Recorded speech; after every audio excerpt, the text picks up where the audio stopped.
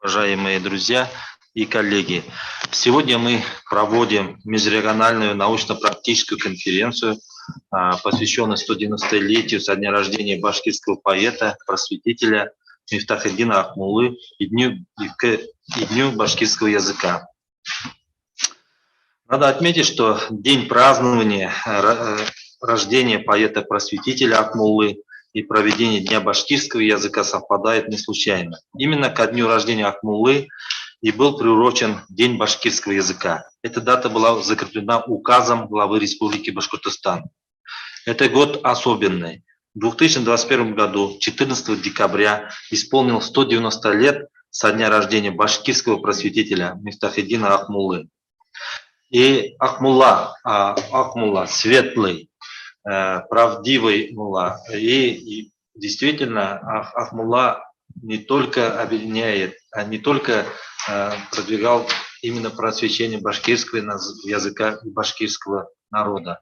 Акмулла является символом, который объединяет все тюркоязычные народы, который объединяет их с историей, который продвигал просвещение не только башкирского народа, а всего человечества. И надо отметить, что он первым ставил задачу просвещения, что именно просвещение. И благодаря просвещению люди могут дружить, общаться и развиваться. И эти ценности, которые ценил Акмулла, они общечеловеческие ценности, мировой культуры. Поэтому надо отметить, что Мифтахетдин Акмуллу мы не ограничиваем связываем не только с башкирским народом, не только тюркоязычными народами нашего мира. Мы его считаем, что является частью мировой культуры, цивилизации, так как он продвигал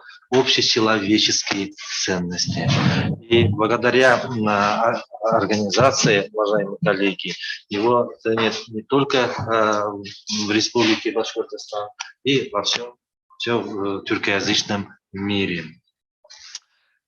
И надо отметить, что мы сегодня, к нам подключается и Республика Башкортостан, ведущие ученые Института истории, языка и литературы, и наши гости из Республики Казахстан.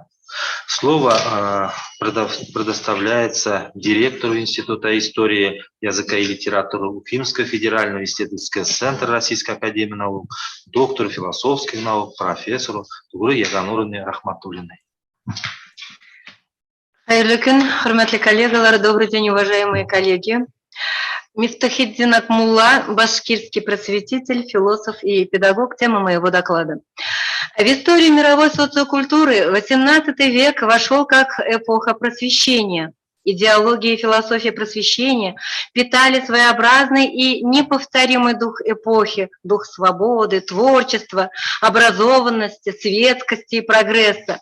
И уверенные в том, что просвещением масс можно уничтожить бесправие и несправедливость в мире, эта эпоха создала новый тип людей, интеллигентов, людей науки и культуры, подвижников идей патриотизма и гражданственности. Духовные смыслы отечественного просвещения развернулись под знаменем научных открытий и философского осмысления перемен в обществе. Новой просвещенной России нужны были и новые люди, компетентные, образованные, воспитанные, владеющие культурой мышления, чувствования, поведения, общения. Уважение к простому человеку, независимо от его веры и национальности, прогрессивные подвижнические взгляды и умонастроения стали той благодатной почвой, которая питала просвещенческим духом, дошедшим и до национальных окраин и уголков многонациональной России, и творчество национальных просветителей. Деятельность башкирских просветителей Мухаммедсалима Умедбаева, Мирсалиха Биксурина, Ризаэддина Фахриддинова, Мифтахетдина Акмуллы и его единомышленника Ишана Зайнулы Расулева выразила глубокие философские размышления не только о судьбе башкирского народа, но и тех малых народов, которые на заре новейшей истории многонационального российского государства оказались перед вечным гамлетовским вопросом: быть или не быть их народом просвещенной нацией. или остаться на задворках истории. Их гуманистические позиции, дружба народов, диалог культур и равновеликое отношение к другому, даже если то другое было иной веры и чужой культуры, культ знания, духовности и гражданственности, приобщение к русскому языку и русской культуре как консолидирующим многонациональное общество фактором. Вот эти позиции сыграли решающую роль в укреплении евразийского и тюркского мира в отечественном культурном пространстве, да и в мире в целом. Нет сомнений в том, что именно прогрессивные идеи и философские парадигмы башкирского просвещения внесли свою достойную лепту в то, что многонациональный Башкортостан представляет сегодня своеобразный идеальный тип поликультурного сообщества как своеобразной модели для организации равновеликой жизни разных народов, культур и религий. Мы во многом сегодня являемся образцом мира и согласия на многонациональной земле. Башкирские просветители, осознавая место и роль коренного этноса в жизни башкирского края, призывали к просвещению, трудолюбию и воспитанию в себе нравственных качеств, изучали их историю, быт, фольклор, более того, обратились и к светским наукам, к передовой русской, восточной и европейской мысли в целях обогащения духа своего народа. Но никто не был так близок к башкирскому народу, как поэт-просветитель Акмулла. Башкирский литературовед Ахнаф Харисов назвал его первым башкирским поэтом после национального героя башкирского народа Салавата Юлаева, который до конца проникся чувствами, болью и надеждами своего народа и обратился к нему со словами «Мои башкиры». Программой самосохранения башкирского этноса можно назвать его наставление и стихотворение обращения к народу «Башкиры мои, надо учиться». Объектом его философских размышлений и критики становятся не только те, кто виновен в бедственном положении народа и социальном, и духовном. Поэт беспощаден и к тем, кто примирился со своим жалким существованием. Дурного и слабого знак, смятение и страх перед силой. Поэт беспощаден и к тем, кто не желает учиться и приобщать детей, будущее нации, грамоте и культуре. Постыдно жить невеждою убогим, уподобив себя четвероногим. Иди в просторный мир, в науку, в гору, удача ждет тебя в такую пору. Невежество, безвольная покорность, апатия и терпимость ко злу, слепая вера в шариат, по его мнению, убивают дух народа, лишают его исторической перспективы, стоят на пути духовного прогресса. С горечью и с отчаянием он писал: «Сравним себя с народами другими, неужто братьям от других слабей? Мы истощили уми наши души, мы променяли золото на медь, мы злобой разучились сторониться и к доброте, стремление иметь». Действительно, наставления стали настоящим философско-поэтическим переворотом не только в художественном постижении башкирской поэзии народного духа, но и затронули духовные основы бытия тюркского мира в целом. В то время как некоторые современники Акмуллы с ностальгией вглядывались и воспевали героическое прошлое, поэт обратился к неприходящим духовным основам человеческого существования, как вы отметили, к общечеловеческим ценностям. На первое место Акмулла ставил совестливость, на второе – честь и честность, на третье – ум, на четвертое – благодарность, на пятое – порядочность, на шестое – терпение, совершив революцию в моральных устоях не только башкирского, но и всего мусульманского общества. Совершенство человеческой личности в современную эпоху, ее будущее он связывает с просвещением, духовным развитием, образованностью, которые действительно делают дух человека свободным, гордым, сильным.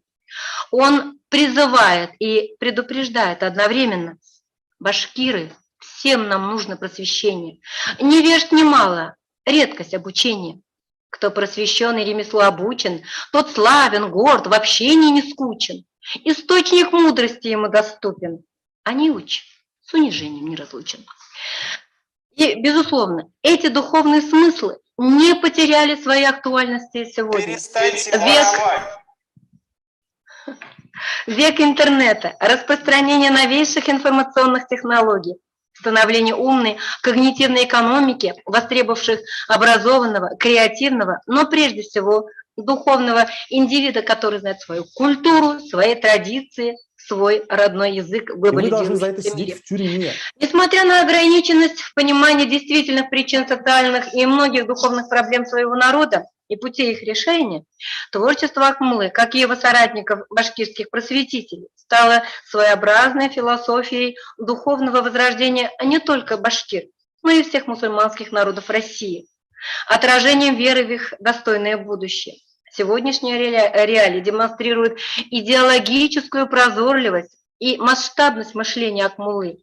Башкиры, приобщаясь к отечественной и мировой культуре, обогащая ее своим мировидением и Привет, мироотношениями, это Навальный. идеей равновеликого диалога культур, языков и религий, художественным словом, самобытным искусством, верностью национальным символам и призывом наследию своих духовных лидеров-просветителей, сохранили в настоящем свой язык, веру, культуру и традиции. Рахмат, спасибо.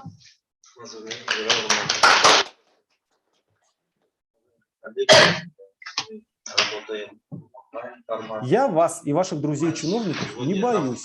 Для меня вы обычный жулик. В онлайн-режиме.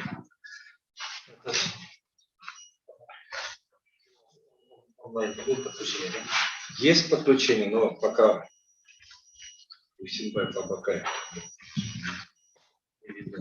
слово предоставляется Акиняну Никитичу Акману, доктор исторических наук, главный научный сотрудник Института стратегических исследований Республики Башкортостан.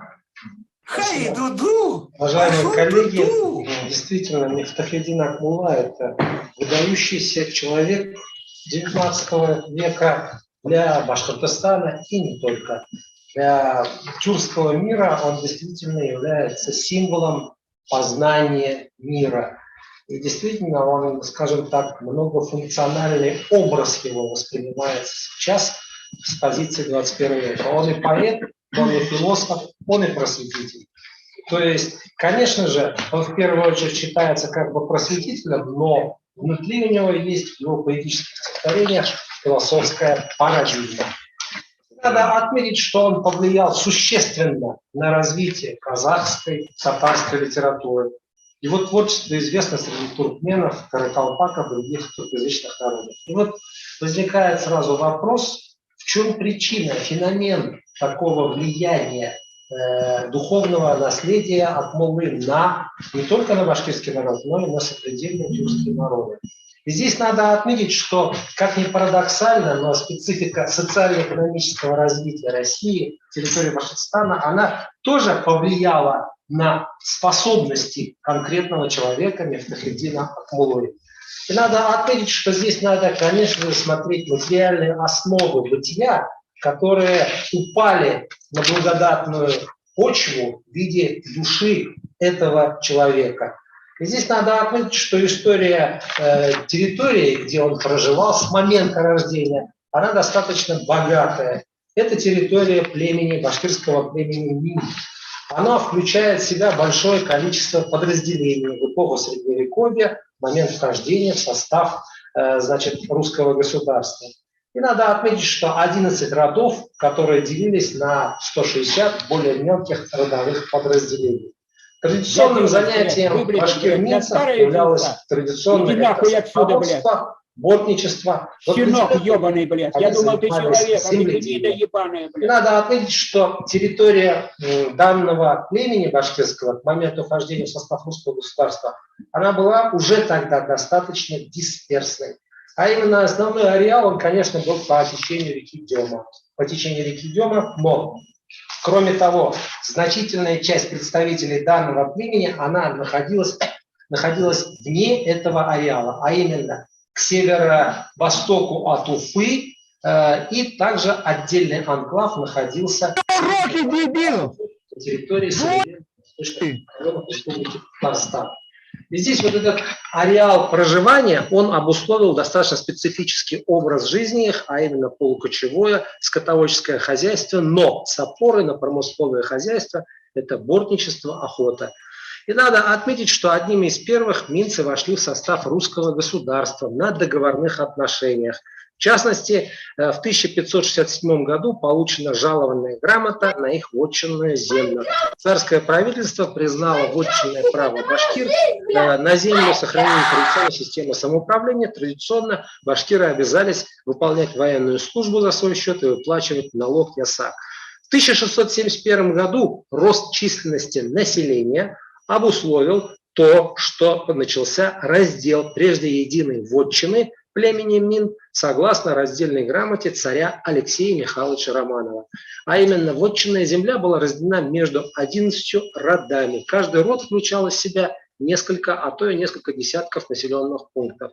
И надо отметить, что вот среди вот этих 11 родовых групп появляется к началу XVIII века и Кулилиминская волость. Ареал ее размещения вдоль бассейна истоков реки Дема и ее притоков. К началу XVIII века минцев насчитывалась общая численность 477 дворов. Изменение социально-экономической ситуации в стране обусловило колонизацию, то бишь переселение сначала военнослужилых людей, представителей русского государства на территорию нашего края с 30-40-х годов XVII века. Затем, соответственно, происходит процесс перераспределения земельных угодий и на территории Минской волости. И надо отметить, что перераспределение оно связано с размещением на этой территории представителей как башкир-переселенцев из других территорий, так и переселенцев другого этнического происхождения. В частности, вот известны документы 40-х годов, когда большая группа переселенцев заключила договор с представителями данной волости на пользование землей. И, соответственно, надо отметить, что переселенцы были представителями Сарай-Минской волости, то есть жители современной территории окрестностей набережных Челнов. И вот они в начале 40-х годов переселились сюда, на территорию бассейна реки Дема, и заключили договор о землепользовании. И коллективный разум, соответственно, подписал вот этот договорной аспект. И землей они должны были, вот эти башкиры-соплеменники, владеть вечно из платежа в казну ясака по 4 куницы, по полубатмана меда ежегодно. И, соответственно, вот такая вот договорная система возникла между группой одних башкир с другой группой башкир. Далее надо отметить, в последующее время, в конце XVIII века, жители Кулилиминской волости также приняли для поселения вновь новую группу из Сарай-Минской волости. И надо отметить, что в обоих эпизодах уроженцы, скажем, нашего края, которые переселились на землю, будущую родину, значит, Мифтахидина Акмуллы, это деревня Сарсаз-Такермен, которая находится на территории нынешнего Восточного Татарстана. И надо отметить, что вот эти процессы переселения, они были неоднозначны. Почему? Потому что движение людей на уже как бы освоенной территории, они вызывают протест нередко, а порой и очень масштабный. И первоначально башкиры подавали письменные обращения через челобитные, а затем это происходило в виде массовых восстаний против нарушения правительством условий вхождения в состав русского государства. И надо отметить, что вот эти территории Кулилиминской волости, она включала в свой состав деревню, где родился значит, Мифтахидин Акмулла. И надо отметить, что название деревни связано с понятием антропоним, с именем первого поселенца Тукханбай. Данное имя, соответственно, оно связывается, по мнению профессора Асфандиярова, с первопоселенцем Туксанбаем Араптановым и его сыном, сотником Уразбеде Туксанбаевым. Деревню иногда называли и Казангулова. То есть здесь подразумевается, что Туксанбаева пополнили жители деревни Казангулова, ныне Давлекановского района. Жители деревни продолжали в первой четверти XIX века заниматься в основном полукочевым скотоводством. То есть в летнее время они находились на кочевье, в конкретном ареале, в зимний период времени они проживали в стационарных аулах. И вот это движение, оно было достаточно традиционным до середины XIX века, когда вследствие известных реформ, отмены крепостного права, перевода башкир в военное сословие, данная схема начала нарушаться. Но этот процесс, еще раз обращаю ваше внимание, начался все-таки в 18 веке, а именно с 30-40-х годов 18 века. И этот процесс растянулся почти на 150 с лишним лет. И надо отметить, что учет населения деревни Туксанбаева, он был впервые произведен согласно 5-й ревизии. В 1795 году там проживало 61, в 1816 году 124, в 1934 году 167, в 1950 году 205, середина 19 века 232 человека. И надо отметить, что подавляющее большинство из них являлись башкирами, но тем не менее надо отметить, что появляются как припущенники, арендаторы и представители иных этносов, но они не задерживаются на территории данного населенного пункта. И здесь надо отметить другую специфику, то что в этот период сложная, неоднозначная эпоха, вторая половина 18-го, первая половина 19 века, возникают неразделенные семьи. Когда, значит, женатые сыновья с детьми проживают в своей прежней отцовской семье. И другой вариант – это когда женатые сыновья совместно ведут единое хозяйство. Также были и братские семьи, а также семьи дядя, племянник. Это все совершенно верно обозначил Анвар Закирович Асфендияров. Но надо отметить, что рыночная эпоха, а именно события 60-х годов, способствовали постепенному процессу разделения, прежде единых больших семей, то есть неразделенных семей. И надо отметить, что происходит постепенный переход в пользу малых семей. И вот эти неразделенные семьи, удельный вес, их начинает вновь уменьшаться во второй половине 19 века. И надо отметить, что дополнительным фактором, который обусловил в первой половине 19 века возникновение неразделенных семей, это то, что военная служба, которая была довольно тяжелым, как говорится, бременем для этноса. И надо отметить, что двор, который состоял из нескольких семей, легче справлялся с выполнением воинских повинностей, чем двор из одной малой семьи. Тем не менее, вот эта отмена военной системы, она повлияла на этот процесс, когда вновь появляются малые семьи. И надо отметить такой момент, то, что в то же время в первой половине 19 века появляется большое количество припущенников. В частности, в начале столетия зафиксировано 40 припущенников. И надо отметить, что припущенники, арендаторы, это опять-таки были в основном из по этносу из башкир. Надо отметить, в поземельном отношении деревня Туксанбаева до середины 19 века продолжала относиться к понятию Кулилиминская волость. В административном отношении первая половина 19 века относилась к кантону, 7-му кантону, затем 12-му кантону. И надо отметить, что к середине 19 века проявилось социальное расслоение населения данной деревни. А именно, начинает обогащаться управленческая верхушка жителей данной деревни, жителей данной волости. Но тем не менее, в целом надо отметить такую особенность, это то, что в целом, как говорится, более-менее материальное положение, оно было достаточно ровным. И таким образом, подытоживая, надо отметить, что, как ни странно, вот эта неоднозначность уровня жизни, она повлияла на то, что творческая личность Мифтахиддин Акмулла мобилизовал свой потенциал. И постепенно он показал свой богатый внутренний мир, представив такие замечательные произведения в сфере языкознания, в сфере философии, я бы даже так осмелился сказать, и общего мировоззрения башкирского народа. То есть вывод, я думаю, такой. Действительно, социально-экономическая реальность – это жестокий фактор.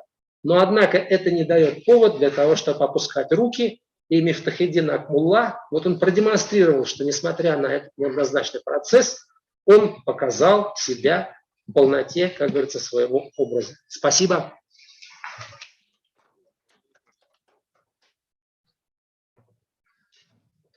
Уважаемые коллеги, сегодня нас встречается онлайн. Я хочу напомнить, что у нас есть регламент выступлений до 10 минут. Слово предоставляется Ниязовой Гайша Мухамбетова, доцент Баишского университета АКТБ. Пожалуйста. Здесь, да, подключаемся. Баишева.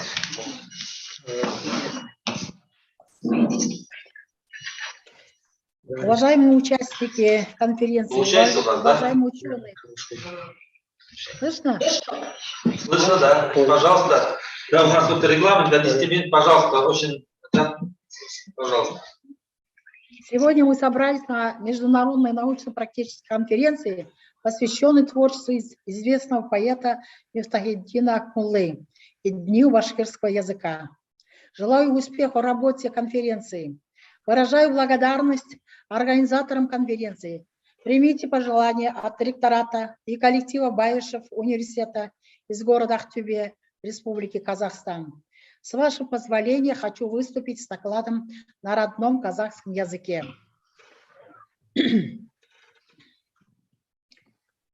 Ақмолла Мұхамедияров башқұрт, қазақ, татар жұртының айтулы ақыны және ағартушысы.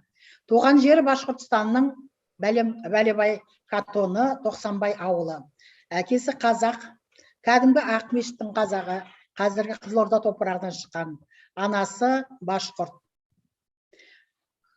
Ақмола өзін мұсылман ағартушылығының негізін салушы реформатор, жәдетшіл ағартушы Маржанидің шәкіртімін деп санайды. Поэзияда Әл-Маржаниді жоқтаушы, әрі жырлаушы қазақ, башқұрт, татарға ортақ ақын Ақмола Мұхамедиярұлы. Дамолла Шахабуддин Хазреттидің Марсиясы атты оның жоқтау сипатындағы мадақ өлеңі 1982 жылы және 1905 жылдары Қазанда басылған. Қазақ ақыны Сәкен Сейфуллин Ақмоланың өлеңдер жинағын құрастырып, алғы сөзін жазып, 1935 жылы Алматы қаласында қазақ тілінде бастырып шығарады. Ақмоланың Маржаниді жоқтауы осы өлеңдер жинағында тұңғыш жарияланады. Қазақтың көрнекті қайраткерлері, ақын жазушылар, шайырлар және жыршы ақындары Сәбит Мұқанов, Тұрмағамбет Сілеу, Жылқайдаров, Омар Шейпін тәрізді Ақмоланың шығармашылық өнері мен өнегесі туралы терең ой пікірлер қозғаған. Көркемдік және философиялық дүниетанымы терең, ақыл парасаты биік ақынды сөз өнерінің шолпаны деп бағалаған. Ақмоланы ұстаз тұтып, барлық жырларын жаттап алып, халық арасына таратқан. Қазақтың атақты ақындардың бірі Нұржан Наушабаев, екеуі дос болып, достық жолдастық қарым-қатынастар оның шығармашылығына әсер етіп, тақырыптық идеялық жағынан ықпал еткен. Өлеңдерінде Ақмоланың сарыны айқын байқалады. Қазақ ғалымдары Бейсенбай Кенжебаев, Ысқақов, Қалижанұлы, Құсайынов сынды қазақ әдебиетінің зерттеуші ғалымдар ақынның әдеби мұрасын жоғары бағалап, үш халықтың бай әдеби қазынасын тел емген ақынның шыншыл поэзиясы халық жүрегінен орын алғандығын өз зерттеулерінде жазып көрсетеді. Бейсенбай Кенжебаев 20 ғасыр басында қазақ әдебиеті, Ысқақов қазақ және еділ бойы қазақтар әдебиетінің идеялық творчестволық байланыстары, Уәлихан Қалижанұлы қазақ әдебиетіндегі діни ағартушы ағым атты еңбектерінде діни ағартушылық бағыт өкілдері қатарында Ақмоланың шығармашылығына да ден қоя зерттеу аясына тартады. Ақмолла Мұхамедиярұлы жәдетшіл ағымның насихатшысы, жыршысы болды. Ақмолла Маржанидің жолын жалғастырушы әрі насихаттаушы ақын. Ол қазақ халқының болашағын осы жаңа оқу арқылы өзгертуге болады деп есептейді. Сөйтіп Маржаниді мақтап ұзын толғау мәдхия жазады. Бірақ ақын кітабын бастаған шақта Маржани қайтыс болып, мәдхияға жоқтау мәрсия деп ат береді. Татар әдебиетшісі Сағдиев біздің жол журналында Ақмола өзіндік серпілістің жәдетшілік дәуірдің ақыны, еркіндік алу сияқты пікірлері қазақ сахарасында жаңғырады. Ол Маржаниді және солардың топтарын мақтады. Қазақ арасында тұрып Татарстандағы, Қазандағы бай молдаларды мазақтады, сөкті. Соларға қазақ сахарасында соғыс ашты дейді. Ақмола өлеңдерінің басым көпшілігі заман туралы, қазақтың тұрмысы, хал жайы туралы, оқу өнер, ғылым туралы, дін, мінез құлық туралы болып келеді. Олардың бәрінің идеялық мазмұны ақынның негізгі идеясы оянушылық, жәдетшілік және прогресс. Осы ретте Ақмола татарлар арасында алға шыққан усули жәдет ағымы, оның көрнекті өкілі Шахабуддин Маржаниға арнап ұзақ өлең жазады. Ақмоланың ақын атағын шығарған да осы Мәрсия жоқтау өлеңі. Ақмола ақының Маржани туралы мәрсиясы өзінің көз тірісінде жарыққа шығады. 1982 жылы Қазан университеті баспасынан шығарады. Қайтыс болған Маржаниға арнап ода арнау арқылы жоқтаудың көлемді үлгісін халыққа ұсынады.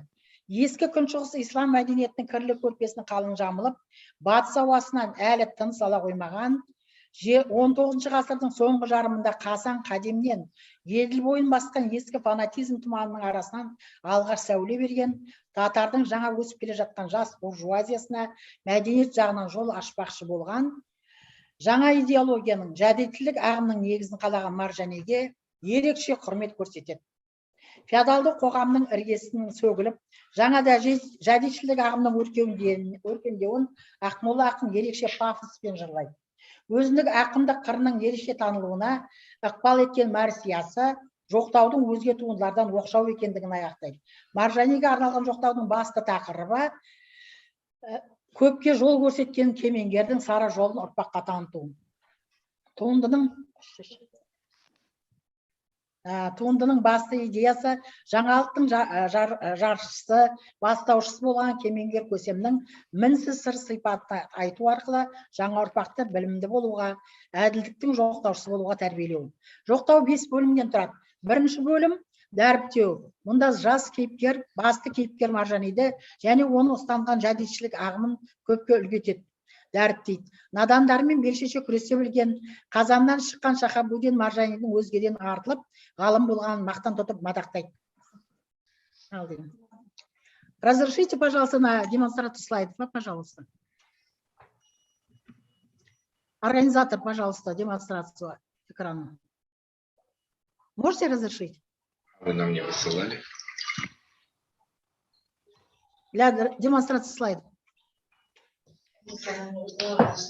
Разрешение дали? Разрешение дается? Ну да, вы, пожалуйста, демонстрируйте. Написано, организатор отключил демонстрацию экрана участников. Здесь написано.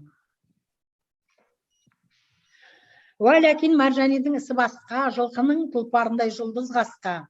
Алыстан шақшағасы балқып тұрар жауқардай қондырылған алтын қасқа деп көсіле қазақи қалыптасқан теңеулермен көркем кестелейді. Аңдамай оған ешкім жармаспасын, кісемес анау-мынау мұқалғандай, палуандардан жығылып көрген емес, бәйгіні біреу алса сол алғандай деп дұшпанына бас емеген, білімдар жанның ембендей мықтылығын, терең ойын теңдесіз асылдарға теңейді. Екіншісі ынтық ғашық болу. Онда өзінің Маржанидің жақтаушысы ізбасар екеніне тоқталады. Маржаниде жаңа пікірлі ғажапқа ғашық екенін айтады. Ағарту жүйесін жаңғыртқан реформатор шыққанына қуанады. Ой пікірін құп алып ден қояды. Ғалымның идеясының ынтық екенін жырлайды. Дүниеге таралып жатқан жаңа ағымның қолдаушысы екеніне де мына жолдар арқылы айқындайды. Ақ дариға бар алмадым қасына оның, сөзіне артықша мен ғашық оның, дамулла екеніңіз есімізде, пақырды да алыңыз есіңізге. 15 жыл назурасын алғаныма, қарай бас астына салғаныма, ақырын жаяулатып соңын ердік, Ақмола пәлен түген десеңізде. Соңына шәкірт еткен ұстаздық атқа, лайықты еңбек еткен Маржанидің жолын бөгеуші, көлденең кесірлердің өмірде өз орнын таба алмайтын мынандай жолдармен жеткізеді. Ойсыздардың ісі жоқ тырысуымен, өтеді өмір өзара жылысуымен, халықтың назарында зор көрініп, өмірі өтер сорлының бүрісумен. Үшінші бөлім, мұнда жаңа ағымның жаңалығы көп екені, әрі осы жолмен жүрген адамның адаспайтынын айтып, Маржанидің ісінің дұрыстығына басымдық беріп, жұртшылыққа үндеуін жеткізеді. Табарихыл Бұлғар кітабының есімі белгісіз, иесіне жұртты адастырмай, назураға қарсы батыр болмай, түзу жолмен жүруін ескертеді. Ақынның өлең жолдарында 15 жыл жастанып жатып оқыған назура деп отырғаны, назурат әл-хак, фифардият әл-иша, уаин ләм яғиб аш-шафақ. Яғни кешкі шапақ жоғалмаса, Әлиша намазының міндеттілігі туралы ақиқатты қарастыру атты ғалымның 1870 жылы жазылған Маржани құбылысын танытатын іргелі еңбегі. Маржаниді осы орайда Темірғазыққа балайды. Яғни халыққа жол көрсетуші, дұрыс бағыттаушы деп кейіпкердің өмірі мен игі ісін әспеттеп жырға қосады. Бауырлар, сізге өтінем сәлем жазып, көзің сал Маржаниді, ол Темірғазық. Болмаса құбыла таппай адасармыз, қараңғыда жол білмей, жөннен азып. 4-ші бөлім арашалау. Бұл тұста Ақмола Маржаниді жаңашылдықты, жәдетшілдікті, қадымшылардан олардың жаласынан, ғайбатынан арашалауды мақсат тұтқан. Ескі қадым оқуының осал тұстары бар екенін айта отырып, жәдетшілдік ағымның артықшылығына тоқталады. Стамбул, Үндістан сияқты шетелден келген кемеңгерлер де Маржаниді мойындайтынын, күншілердің күні күйінің... Хорошо, Айшма Мухамбетовна, прошу регламент соблюдать, пожалуйста. Пожалуйста, сейчас. Астан бір ғалым шықса жамандаймыз, мәжілісті ғайбатпенен тәмамдаймыз. Ішіміз я ұстаза, я қақара, өзіміз әр қайданда амандаймыз дейді. Қисық от атқанменен тура кетпес, көңілден жаман сөздің қоры кетпес, құтырған ит әуеге үргенменен, аспанда тұрған айдың нұр кетпес деп, қаншама аяқтан шалулар көп болса да, асылдың жасыққа айналмайтын нығарлап көрсетеді. Поэзияны өнер ретінде танып, өз халінше жаңашылдықтың жаршысы, арашасы болады. Соңында айтарым, қашан ол зат кетіп барды, қазан көркі кетіп қалды, жақындары жетім қалды, айырылдығы дариғай. Оны мақтаушылар бек көп, Дағыстан, Үндістанда шек жоқ. Менің мақтауым әшейін тек айырылдығы дариғай деп, өзі осы айырылдығы дариғай деген сөзін қайта қайталау арқылы оқырманға элегиялық зарын шынайы жеткізеді.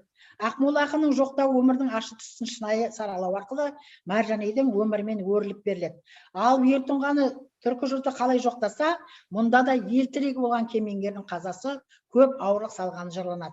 Түркі жұртына ортақ жоқтау жырының озық үлгісінде бұл туынды автордың өзіндік стилі мен ақындық қырын ашады. Автордың өзіндік стилі ода жыры үлгісінде жоқтаудың жаңа форматын ұрпаққа жеткізу.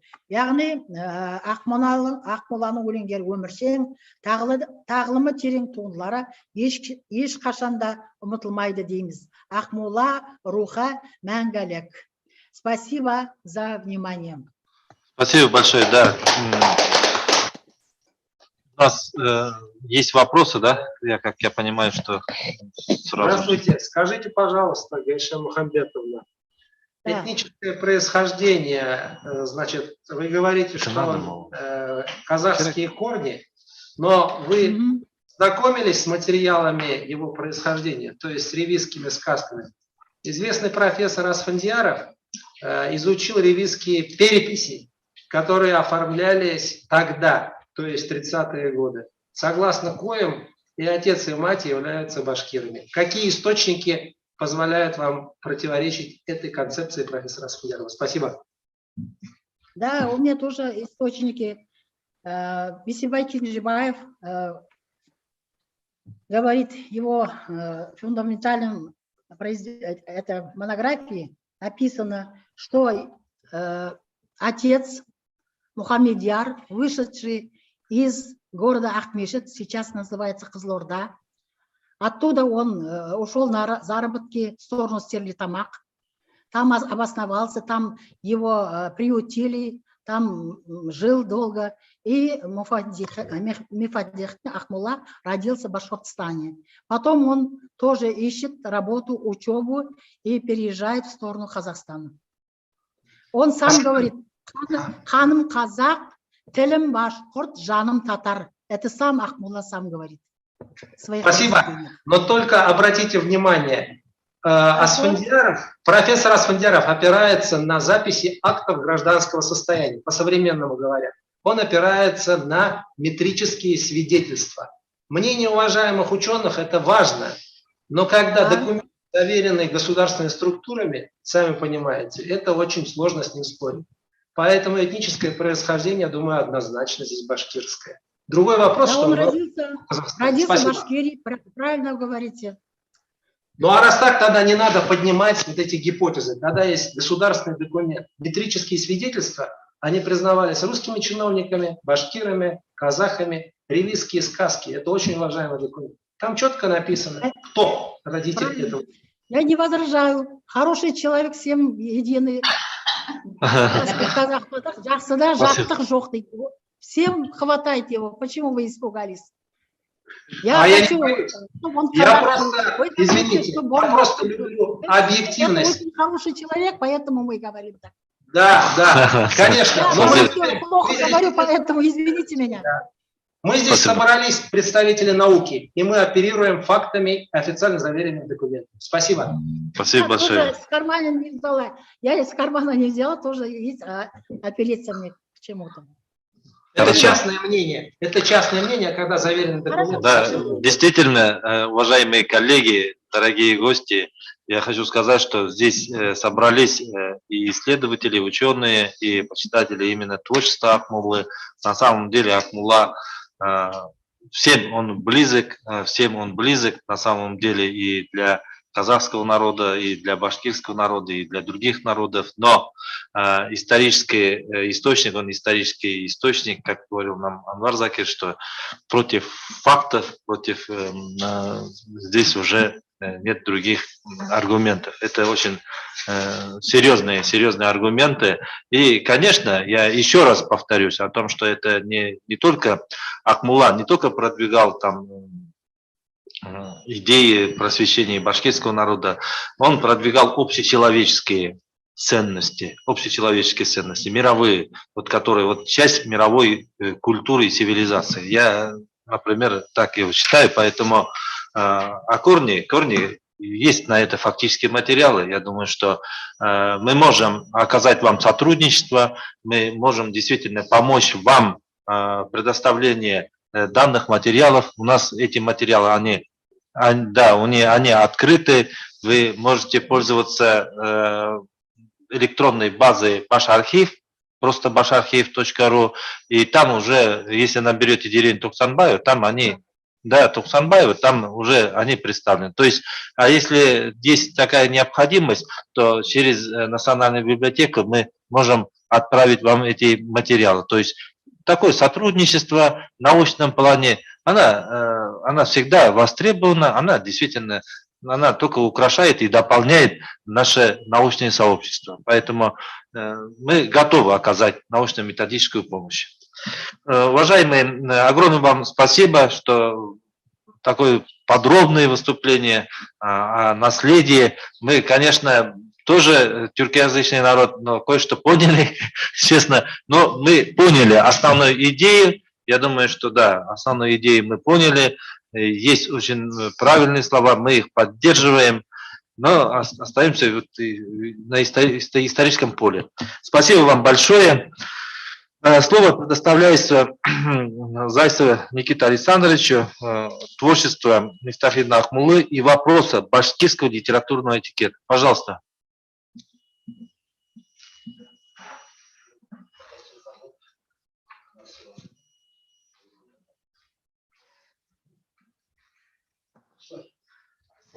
Зайцев, как? Да, здравствуйте. Прошу прощения, у меня не получалось включить звук. Итак, мой доклад он не претендует на действительно глубокий анализ и подробное исследование. Это в большей степени попытка постановки проблемы и предложения нового взгляда на литературный процесс в Башкортостане. Он прежде всего касается понятия литературного этикета. Оно применяется в основном на данный момент по отношению к древнерусской литературе и понимается его создателем Дмитрием Сергеевичем Лихачевым как этикет миропорядка, поведения и этикет словесный, которые сливаются вместе в единую нормативную систему, которая как бы стоит над автором, не отличается внутренней целостностью, поскольку определяется извне предметом изображения. И эта статья является как продолжение моей статьи о возможности применения понятия литературного этикета к изучению башкирской литературы, которая была уже ранее опубликована, и продолжением употребления этого понятия, поскольку я не первый, кто его вводит применительно к литературе Башкортостана. Оно уже встречалось в работе Гайсы Батыргаревича Хусаинова «Башкирская литература XIII-XVIII веков при анализе жанра ШЖР». В своих работах я лишь предлагаю более расширенное его употребление, в более динамическом и диахроническом плане применительно к большему числу литературных фактов. Конкретно в этой статье я концентрируюсь в основном на творчестве Мифтахиддина Акмуллы и башкирском просветительстве XIX века. Говоря о башкирском литературном этикете любой эпохи, мы сталкиваемся прежде всего с противоречиями, более чем с цельной картиной. Этому есть несколько причин, которые я разбирал в своей первой статье. Это смешение и борьба влияний даже на раннем этапе развития литературы, длительное влияние на литературу политеистических верований, которые в меньшей мере способствуют формированию литературного этикета, чем монотеизм, одновременное существование различных ценностных и идеологических доминант, длительный опыт мирного сосуществования с другими культурами, который также не является условием формирования литературного этикета. Этикет различных направлений башкирской литературы, исключая, возможно, суфийскую поэзию, как правило, был достаточно слаб, поскольку, опять же, традиции сосуществования с другими культурами и восприятие лучшего, что они могут предложить, обусловили особое многообразие стилей и позиций, и при этом отсутствие действительно серьезных конфликтов между ними. Все это не позволяет говорить об этикете башкирской литературы любого периода так же, как и древнерусском литературном этикете, но не отменяет самой возможности употреблять это понятие в данном контексте. Его лишь стоит рассматривать не столько как мировоззренческий канон, сколько как ряд сменяющих друг друга, существующих одновременно, более или менее вариативных ценностных моделей, которые определяют литературное творчество авторов. И особенно ярким примером взаимодействия противоречивых этикетных черт является творчество просветителей, в частности Мифтахиддина Акмуллы. В статье перед анализом творчества Акмуллы приводится ряд ценностных доминант, которые определяют основные типы литературного этикета. Я не буду останавливаться на их конкретном анализе, чтобы не нарушать регламент, и лишь кратко их перечислю. Наиболее ранняя из этих доминант, достаточно общая, это любовь к родной земле и представление о красоте и благе окружающего мира. Очень общая ценностная доминанта, общая для многих народов, ставшая основой фольклора и литературы для любого народа. В башкирской словесности она усилена влиянием доисламских политеистических верований. Особенно ярко она проявила себя в героическом эпосе. К примеру, в особенности Урал-Батыр и Кангур-Буга.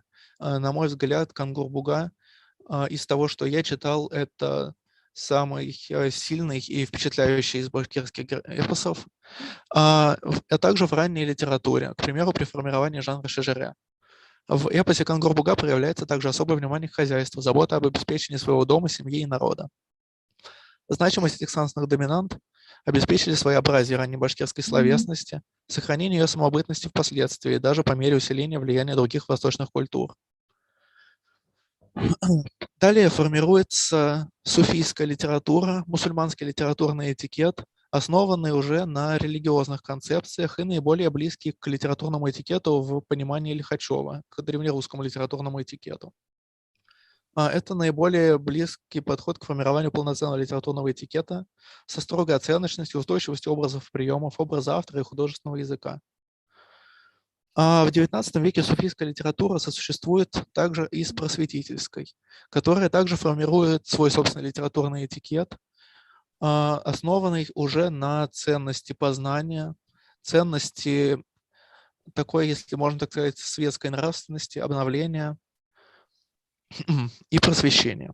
Это краткий обзор истории этикета башкирской литературы, какой она видится в моих работах. И теперь мы поговорим о творчестве непосредственно Мифтахиддина Акмуллы. Ценностная доминанта просветительская литература в общих чертах характеризована в работе Гиниятуллы Кунафина «Поэтическая радуга великого просветителя». Это вера в разум и представление о человеке, вооруженном суммой современных знаний, предпочитающим ум и высокие моральные качества богатству. Эти представления действительно пронизывают все творчество Мифтахиддина Акмуллы и всю его жизнь. Прямо или через посредничество художественных образов ценности просветительства выражаются в таких стихотворениях, как «Башкира моей надо учиться», «Назидание», «Благочестие», «Разум», «О приобретении знания» и многие другие. В той же работе «Поэтическая радуга великого просветителя», как и в целом в литературе Акмулле, уже обращалось внимание на то, что в творчестве поэта причудливо сочетаются переходные формы образности, особенности башкирского и казахского фольклора и художественные черты восточной классической поэзии.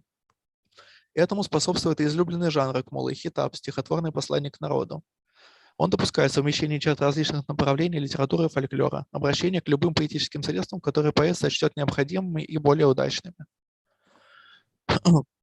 Но это же подразумевает в той же мере и определенные ограничения преодоления мировоззренческих установок других литературных этикетов, поскольку они противоречат друг другу или мировоззрению просветителя. И в этом плане творчество Акмуллы отражает всю сложность просветительской литературы. Будучи шакирдом медресе и учеником великого суфийского поэта Шамсаддина Заки, Акмулла унаследовал в своем творчестве ряд черт религиозного литературного этикета. Это моральная оценка всех упоминаемых в стихотворениях людей, проявление религиозной картины мира, традиционные образы суфийской и классической арабо-персидской поэзии. И, наконец, наиболее яркая формальная особенность этого литературного этикета – авторское самоуничижение. К примеру, оно встречается в стихотворении к ученым-современникам. «Я словно пес зализываю шрам, я как сорока с голосом вороньим».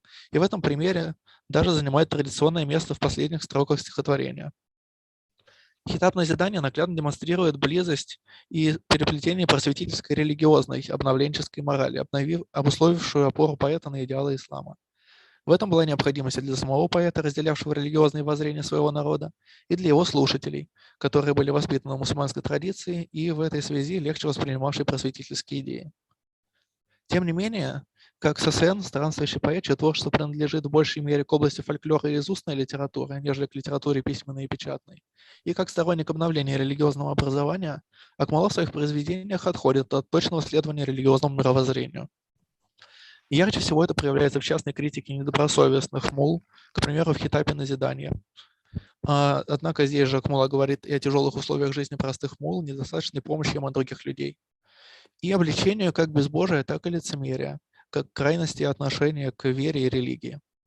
Отход от данного варианта литературного этикета и влияния арабо-персидской литературы в пользу традиции народной поэзии проявляется в демократизации языка, снижении числа лексических заимствований, противопоставлении чуда и науки, введению нетипичных для более ранней башкирской поэзии образов, к примеру, образ часов в стихотворении «Башкирам и надо учиться».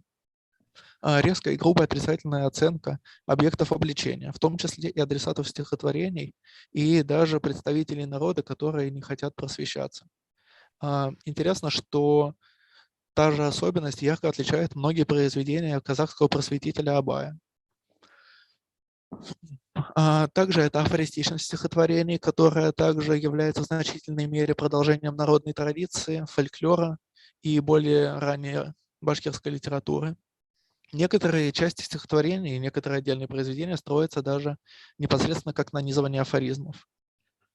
И критика недостойных представителей духовенства и упреки в адрес слушателей развивают зарождающуюся еще сатирическую традицию, которая берет начало в устном народном творчестве и полноценное развитие получит уже в творчестве просветителей XIX века и их продолжателей, таких как Бабич, Тукай и другие.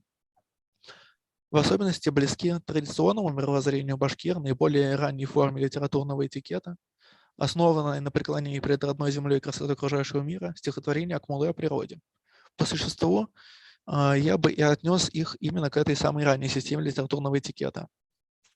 Как пишет о них Гиниятулла Кунафин, в этих произведениях жизнь окружающего нас мира предстает как отражение вечно движущегося и обновляющегося мира, сменяющих одна другую картину бытия. В них окрыленные и раскованные мысли, радостные чувства и глубокие раздумья, восхищенный и изумленный взгляд поэта на мир природы, многообразие ее красок и музыка звуков переданы с той мерой художественного совершенства, которая ставит их на уровень классических достижений башкирской поэзии XIX века. И я бы добавил, в том числе и продолжает традицию более ранней башкирской поэзии и, не в последнюю очередь, башкирского фольклора. Восхищение красотой природы, внимание к жизни простых людей и их хозяйственной деятельности, олицетворение природных явлений, к примеру, в стихотворении «Ветер», должно быть, ветер тоже устает, словно бы непосредственно продолжают картину мира, которую задолго до рождения Акмуллы рисовали его предшественники Сосена и создатели героического эпоса. Далее, помимо сложного взаимодействия с другими национальными вариантами мировоззренческих систем словесности, просветительство активно взаимодействовало и с литературами других народов. Обращение к восточным литературам традиционно главным образом сложилось как традиция разделения с ними классических образов, жанров и принципов построения произведений в заимствованных жанрах. Те же народы-соседи, как татары и казахи, во многом проходили через похожий этап культурного развития. Несколько более творческим, хотя творческим был и подход башкир к обращению к восточным литературам, в этот период представляется обращение к западным культурам, в особенности к русской, о чем есть прямые упоминания в творчестве Акмуллы, к примеру, в обращении к друзьям. Историю познать не лишне нам, во всех науках проявить себя, не только знать по-русски и писать, неплохо бы французский понимать.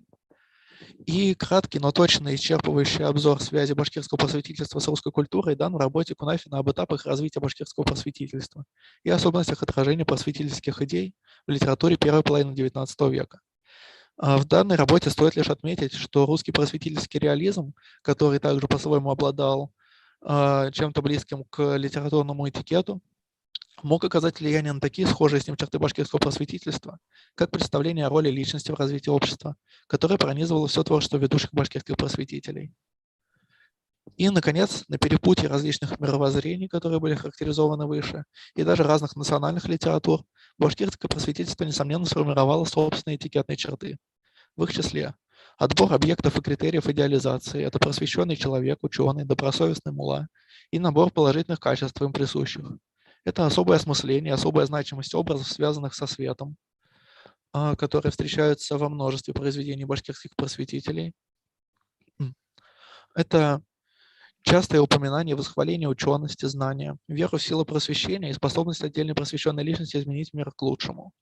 В основном это содержательные особенности, которые, тем не менее, проявляются и в системе образов, и в композиции, и в языке произведений. Таким образом, творчество Акмуллы отражает всю сложность и многообразие башкирского просветительства. Его анализ демонстрирует, с одной стороны, противоречивость и некоторую ограниченность понятия литературного этикета применительно к национальным литературам более поздних эпох, а с другой – возможную пользу, которую может принести введение динамического понимания литературного этикета как новый взгляд на творчество башкирских авторов, своеобразие отдельных произведений и взаимодействие различных тенденций развития национальных литератур. Как я уже говорил, многое сказанного выше о творчестве Акмуллы применимо и к творчеству казахского просветителя Абая Кунанбаева. Возможно, обзор его произведений, который аналогичен приведенному в нашей статье, позволил бы определить, насколько плодотворна и обоснована предлагаемая концепция меняющегося литературного этикета. На этом у меня все. Большое спасибо за внимание. Спасибо большое. Уважаемые коллеги, слово предоставляется Руфина Валерьевна Абхаликова, централизованная библиотечная система, город Мияс, ведущий методист отдела методической работы города Мияс, Челябинская область. Пожалуйста.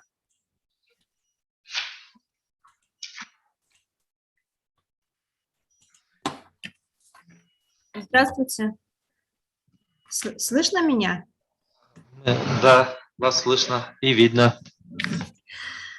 Очень приятно присутствовать на таком мероприятии. Я первый раз, поэтому я надеюсь, вы отнесетесь ко мне. Я хотела бы рассказать о том, как в нашем городе почитают память о великом поэте и просветителе. Я представляю Челябинскую область, город Мияс. Город Мияс – город с богатой историей, основан в 1773 году.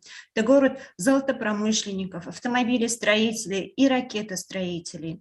В историю Мияса вписаны имена таких исторических фигур, как Емельян Пугачев, Салават Юлаев, Виктор Петрович Макеев и многие другие. А еще это город, где хранится память о великом человеке, о поэте, о просветителе, о Мифтахетдине Камалетдинове. Немного жаль, что с именем Мияса связаны печальные страницы жизни Акмуллы. Именно в окрестностях Мияса, недалеко от железнодорожной станции Сыростан, 8 октября 1895 года он был убит, а похоронен на мусульманском кладбище в южной части города. Проведя краеведческий поиск по доступным источникам, удалось выяснить, что могила Акмуллы была найдена в 70-х годах XX века. По рассказам очевидцев, с большим трудом удалось перевести на русский язык надпись с могильного камня поэта. И именно обнаружение места захоронения дало толчок для начала работы по сохранению его памяти.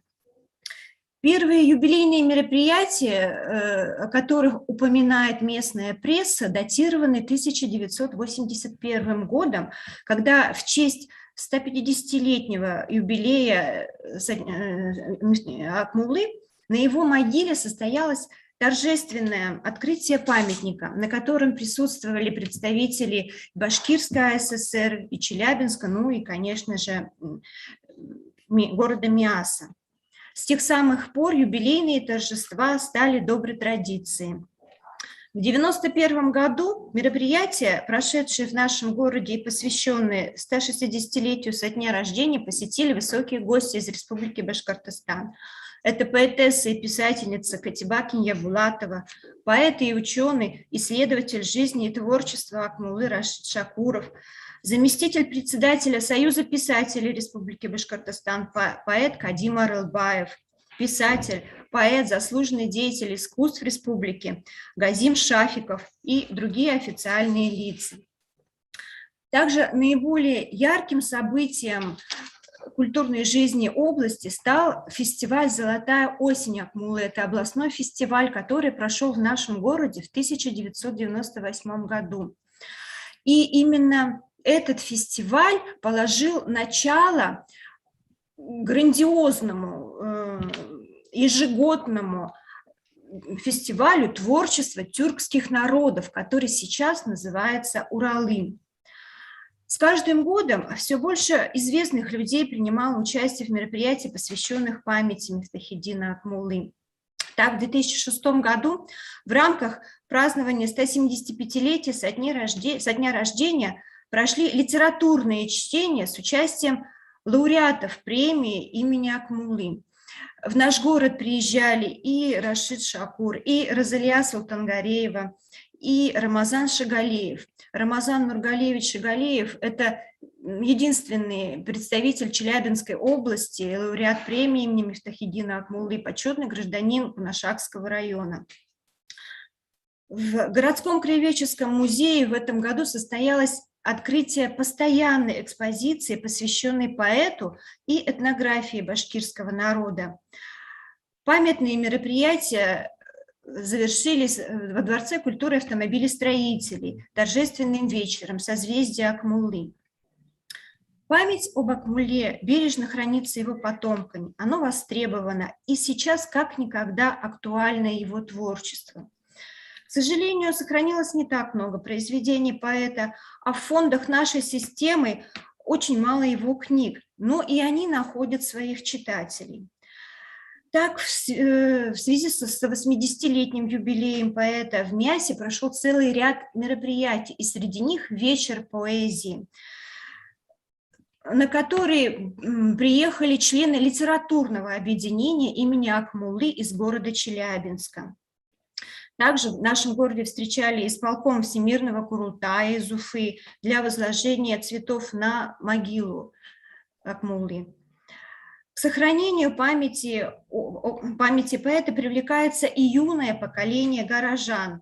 Мусульманская община города и детское объединение «Тамыр», руководителем которого является Булякай Галеевна Шафикова, устраивают субботники на могиле поэта. С каждым годом мероприятия становятся все более интересными и привлекают внимание официальных лиц, научное сообщество. 22 октября 2011 года в городе прошел большой праздник «Золотая осень Акмуллы» с участием поэтов, писателей из города Уфы, артистов Сибайской государственной филармонии. Также вниманию жителей нашего города была представлена передвижная выставка, подготовленная сотрудниками Национального литературного музея Республики Башкортостан. Открытие этой выставки состоялось в старинном купеческом особняке, в котором находится наша библиотека, филиал номер 16. Тогда же к нам в город приехал и Фанис Янышев, заведующий музеем имени Акмуллы, который находится в деревне Тупсанбаева. Гости города также посетили могилу Акмуллы и возложили цветы. Затем состоялся круглый стол «Национально-культурное развитие Миасского городского округа с участием главы города, муфтия Челябинской и Курганской областей Рената Раева, председателя областного Курултая Башкир.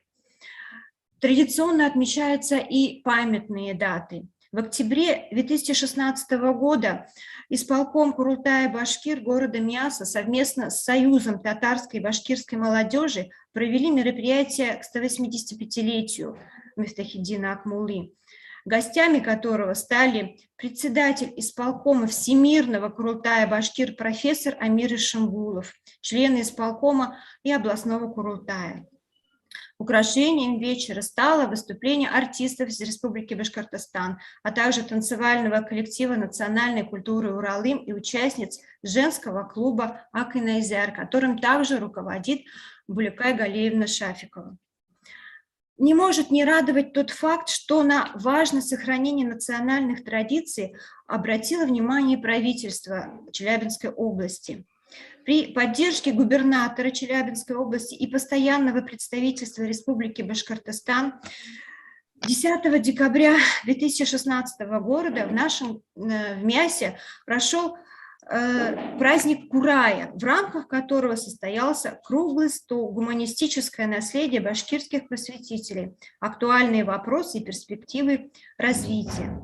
С докладами выступили кандидат филологических наук Галина Гульнас Салаватовна, кандидат философских наук Гайсина Фанера Фасхиддинова, а также учащиеся миасских школ со своими докладами.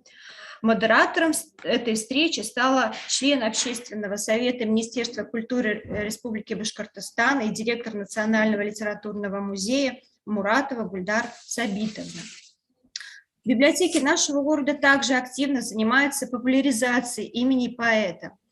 16 декабря 2016 года в Литературном музее библиотеки филиала номер 21 прошла литературно-музыкальная композиция «Звезда Акмуллы», подготовленная сотрудниками филиала, с участием научного сотрудника городского краеведческого музея и активистов Союза татарской и башкирской молодежи. На празднике присутствовали почетные гости религиозной организации и исполкома Курултая Башкир Миаса. И 11 ноября 2019 года в Центральной городской библиотеке нашего города состоялась конференция «Светлый путь Акмуллы», которая была приурочена к 188-й годовщине со дня рождения поэта. В мероприятии приняли участие представители администрации города, имам Мухтасиб Миасского городского округа Ахмад Хазрат Хасанянов, Луиза Алмаева, научный консультант и член исполкома Конгресса татар Челябинской области, и даже представители Русской Православной Церкви, руководитель миссионерского отдела Миасского благочиния Челябинской епархии Алексей Чернышов. Хочется отметить, что мы дружим с Русской Православной Церковью, и наш имам Ахмад Хазрат Хасанянов пользуется, несмотря на свою молодость, пользуется большим уважением в нашем городе. И его приглашают как на мероприятия, которые проводят православные организации, так и мы, в свою очередь, стараемся проводить все совместными усилиями. После мероприятия участники конференции традиционно посетили могилу поэта.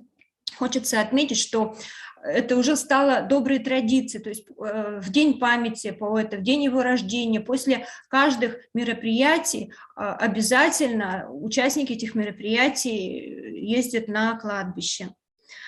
В этом году также была запланирована обширная программа празднования, но, сами понимаете, с учетом неблагоприятной эпидемиологической обстановки, программу мероприятий немного пришлось подкорректировать. Тем не менее, удалось в рамках празднования юбилея поэта в Центральной городской библиотеке провести встречу с Ахмад Хазратом Хасаняновым. Речь на встрече шла о личности Мифтахиддина Акмуллы, его значении для тюркских народов и важности сохранения памяти о нем. Также на сайте нашей системы размещена интерактивная выставка «Певец света и добра», а в библиотеке филиале номер 4, где находится фонд национальной литературы, оформлена книжная иллюстративная выставка «Мифтахиддин Акмулла. Отчизны и времени сын». Также во всех школах Миасского городского округа прошли единые классные часы, посвященные жизни и творчеству поэта. А буквально вчера при поддержке администрации нашего городского округа, правительства Челябинской области была проведена межрегиональная научно-практическая конференция, посвященная памяти Акмуллы, на которой присутствовали гости из Башкирского государственного педагогического университета имени Акмуллы, Института языка, литературы и искусства имени Ибрагимова Академии наук Республики Татарстан, муфти Челябинской и Курганской областей Ринат Раев, представители общественных организаций, Конгресса татар-башкирского Курултая и Казахского национального центра, а также официальные лица из правительства и администрации нашего города. Также по итогам конференции прошел круглый стол и литературная секция. В нашем городском краеведческом музее работает постоянно действующая экспозиция. В течение всего месяца во всех учреждениях культуры города будут проходить тематические часы, литературные гостиные, посвященные поэту. На территории округа установлены юбилейные баннеры на средства Мухтасибата Миасского городского округа при поддержке администрации города и правительства Челябинской области. Хочется еще отметить, что в Миасе есть улица имени Акмуллы. Его именем назван поселок в Карталинском районе Челябинской области. Неподалеку от него протекает одноименная река. Чтобы у вас не сложилось мнение, что мы отмечаем только крупные юбилейные даты, хочу добавить, что ежегодно ко дням памяти в библиотеках нашей системы оформляются книжные выставки, проводятся вечера поэзии и тематические часы. И подводя итоги своего выступления, хочу вспомнить слова Джона Лока, английского педагога и философа. «Память – это медная доска, покрытая буквами, которые время незаметно сглаживает, если порой не возобновлять их резцом». Поэтому я надеюсь, что вся работа, которая ведется в нашем городе по сохранению памяти о великом поэте, популяризации его творчества, является своеобразным резцом, при помощи которого мы обновляем память, нашу память и прививаем любовь к нашей культуре, нашим детям. Спасибо большое за внимание. Огромное спасибо. Огромное спасибо. Да, действительно, очень много делается, проводятся мероприятия и сохраняется память Мифтахиддина Акмуллы в Челябинской области, в Миасе. Я думаю, достойно представлено. Это очень нас радует. Очень нас радует. Уважаемые коллеги, продолжаем работу и напоминаем о том, что у нас желающих очень много, которые хотят выступить, и просим вас соблюдать регламент, пожалуйста, до 10 минут. Слово предоставляется Дусенбаеву Абакай Кабакбаевичу, Алмата, Казахстан. Пожалуйста, кандидату исторических наук. Так ведь. Пожалуйста. Вы нас слышите, да?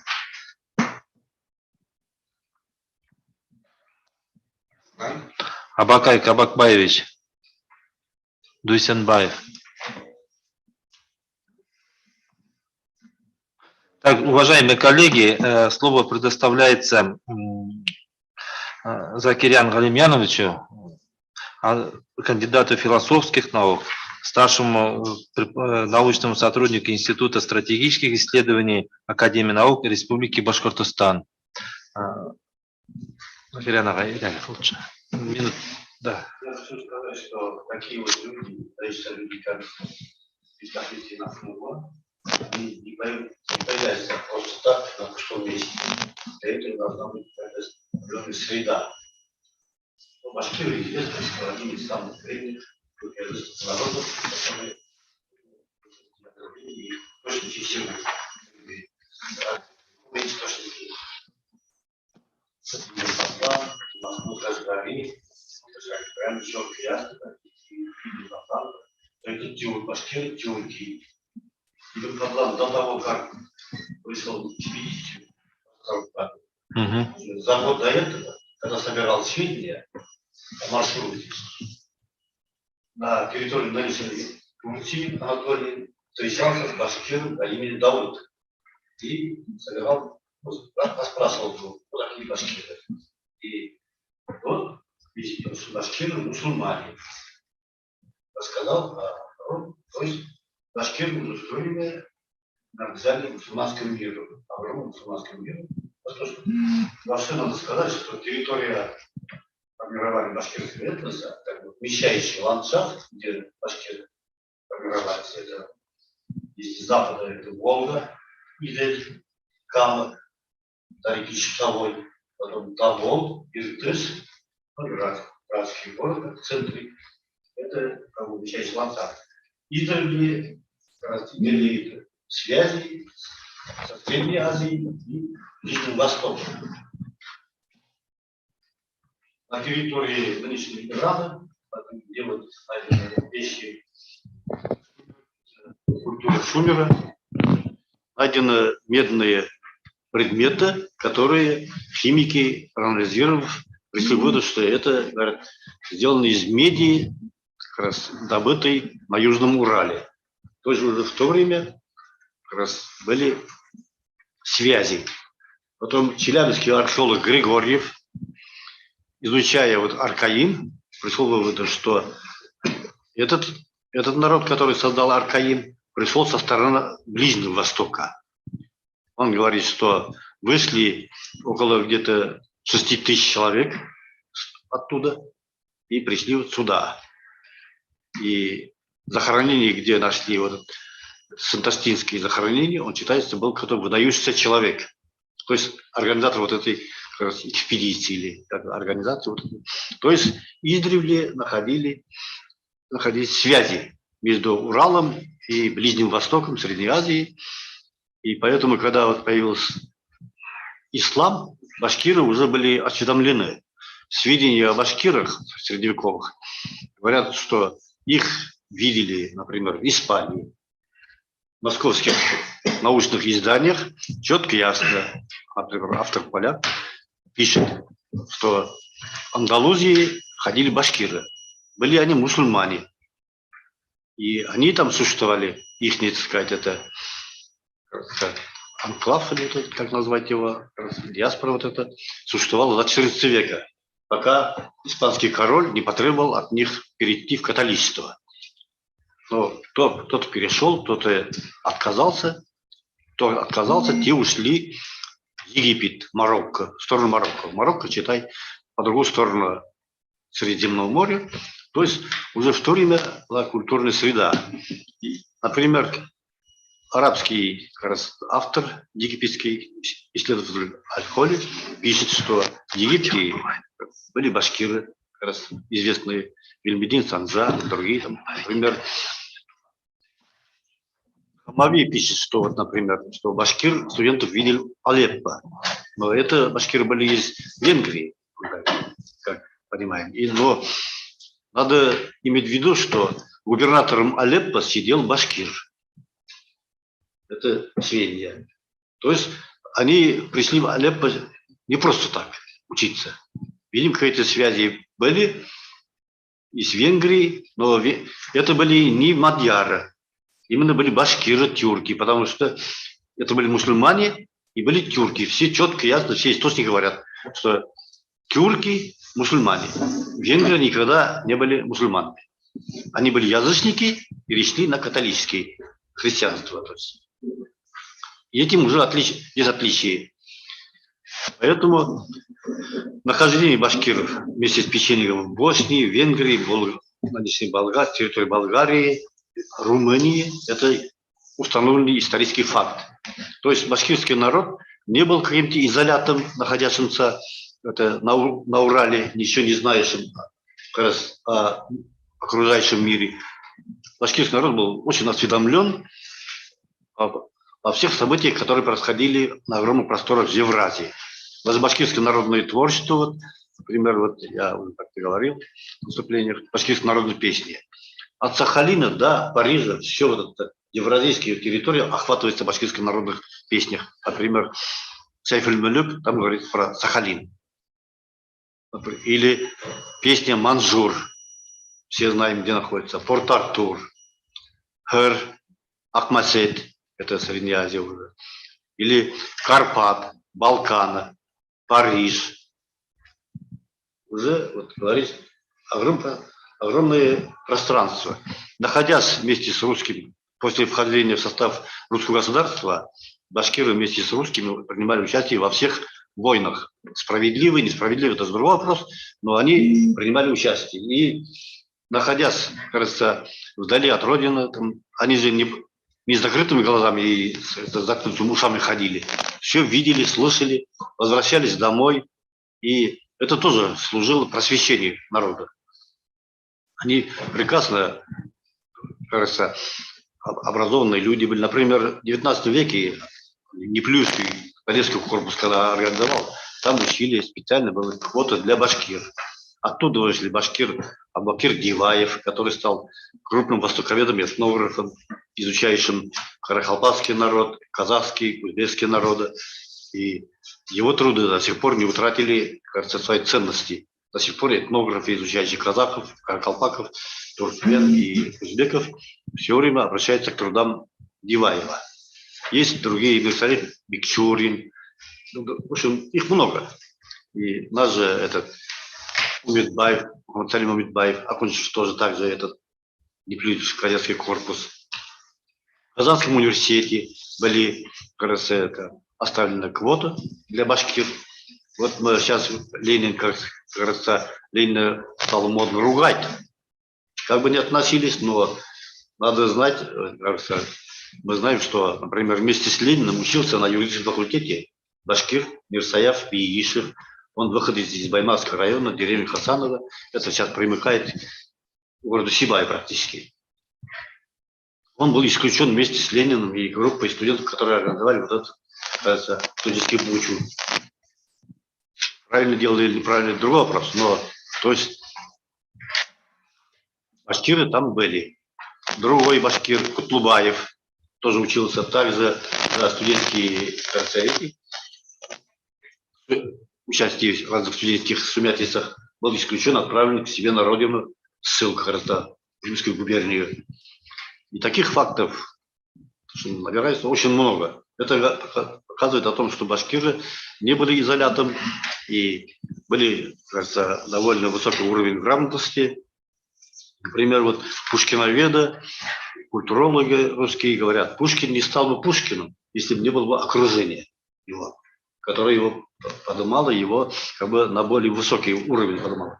И можно сказать, что также Акмулла не стал бы Акмуллой, если бы не было вот культурной среды. И на этом фоне именно была, как раз, среда для башкир, татар и казахов, которые, ну, вот, именно древние связи, именно вот Урала, Средней Азии, например, вот неспроста же все вот крупные медресе, они в основном находились на территории исторической Башкирии. И многие общие для татар-башкир, например, культурные деятели, опять же, выходцы из, в основном из территории исторической Башкирии. И это тоже показатель. Поэтому я думаю, что именно Акмулла вот стал как бы связующим звеном, как бы поднялся на такой высокий уровень. Вот. Да, я выступал вот. А вот Иркович, вот он правильно сказал, что по поводу этнического происхождения, это был башкир, тут ничего такого нет. Да, записали какую-то легенду, предание, что якобы у него там отец был казахом. Это предание. А исторический документ, государством закрепленный, который хранится в архиве, говорит, что и мать, и отец являются башкирами. У меня, кстати, вот Джингай, моей, брат моей матери, покойный, он был военным, его жена была дальняя родственница Идири Тухсанбаева, и она прекрасно знала, даже вот картину вот сейчас вот везде показывает, рисунок, это Ахмулла, был несколько похож на вот ее отца, таким я Бабай. Я всегда смотрел, и он голубоглазый Бабай был, и думаю, вот то ли с него срисовали, то ли, ну, видимо, общий какой-то это, там типаж был, и поэтому я хочу сказать, что у башкир был уровень грамотности довольно высокий. Вот, например, екатеринбургский исследователь Сафронов дает грамотность башкир уральских губерний, по 4 губерниям. Вятский, Пермский, Оренбургский, Уфимский. Например, Вятский, общий уровень грамотности башкир 27,1. Пермский 22,7. Оренбургский 23,7. Уфимский 24,8. В целом по Уралу 24,4%. Ну, это довольно высокий уровень грамотности, и башкиры по уральским губерниям составляли после русских второе место, более 12%. То есть уровень грамотности у нас вот привыкли как-то еще в советское время сложился стереотип, что башкир показать, как говорится, невеждами. Ну, это идеологическая установка была, чтобы показать достижения советской власти. До революции как таковой, такого вот оголтелого обливания, кажется, очернения народа не было. Там просто отмечали, как есть. А в годы советской власти, когда необходимо было показать достижения советской власти, и уже, ну, как писали, от феодализма к социализму, перескакивая все эти промежуточные этапы, и тут же говорили, что, например, вот я до сих пор помню, по научному коммунизму нас Янгиров говорил, в 2013 году 14 башкир были грамотны. Ну, интересно, я учился на юрфаке, нас учили всегда подвергать все сомнению, все перепроверять. Я спрашиваю, Радмир Марванович, сведения вы не могли бы назвать? Но сведения, вот, я не знаю, откуда он взял. Кстати, вот этот 14 человек в советское время очень часто встречался. И никогда никто не указывал сведения, откуда. Но если 14 человек, это будем верить, что эти 14 человек действительно были. И вот если, например, взять общий уровень грамотности 24%, вот 14 человек 24% получается. Если 100% башкир, получается около 100 человек. А башкир было более миллиона. Почти под 2 миллиона где-то доходил по разным сведениям. Вот я этот вопрос задал Янгирову. Я говорю, я вот не могу понять, говорю. Я вам верю, но он мне говорит, вы что, мне не верите? Я говорю, я вам верю. Вы доцент, а я разгильдяй студент. Но я хочу узнать, сколько был башкир. Как раз за дней 10 до этого я ездил в Оренбург со своим другом посмотреть караван-сарай. И в Краеведческом музее при входе вот огромная такая колонна, на колонне планшет висит. Уровень грамотности башкир, то есть уровень грамотности населения Оренбургской губернии.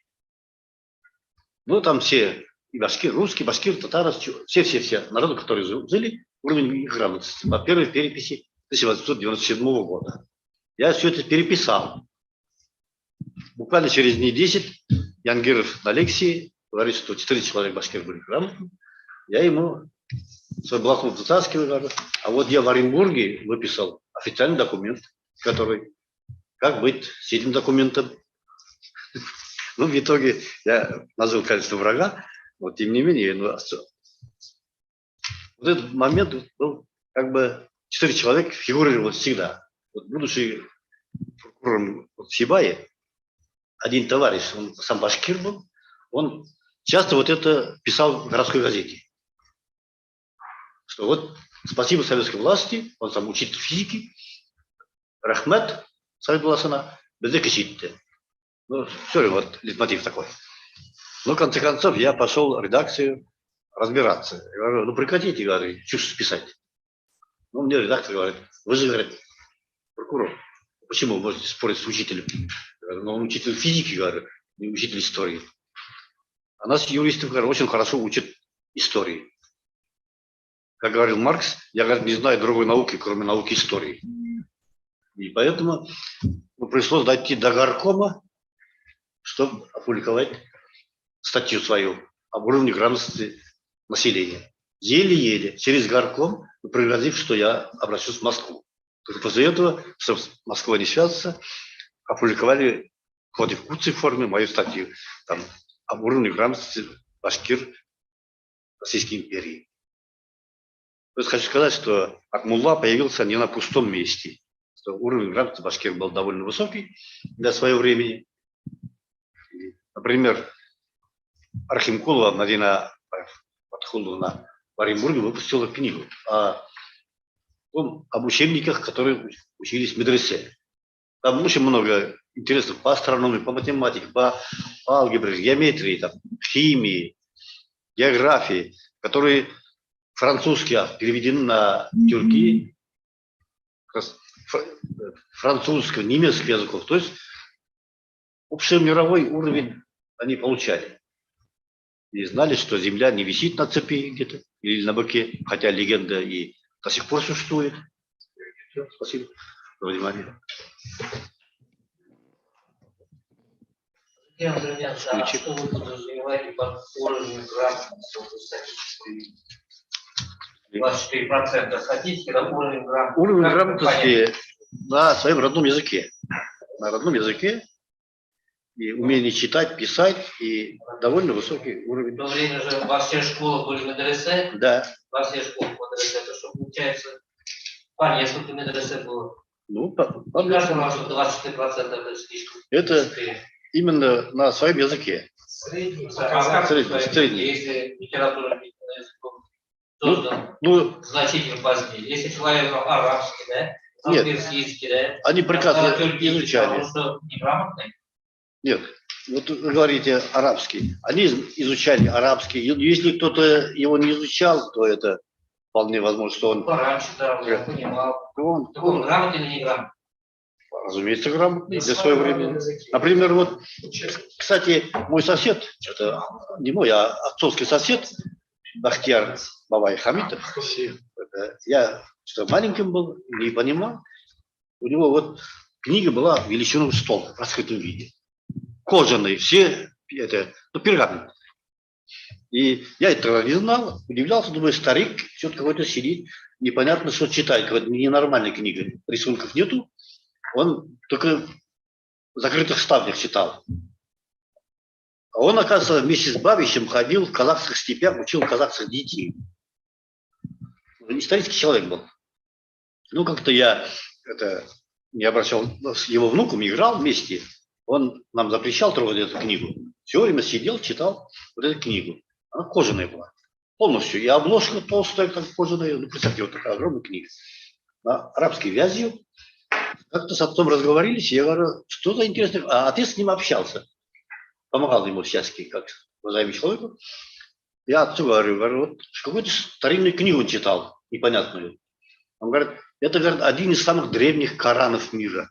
Казах, говорит, благодарен, что он всех его детей выучил, подарил. Но после у него книг много было старинных, арабской вязи. Там.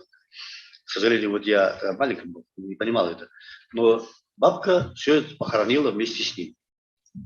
К сожалению. У него внук был директором школы в Войнавском районе, мой друг.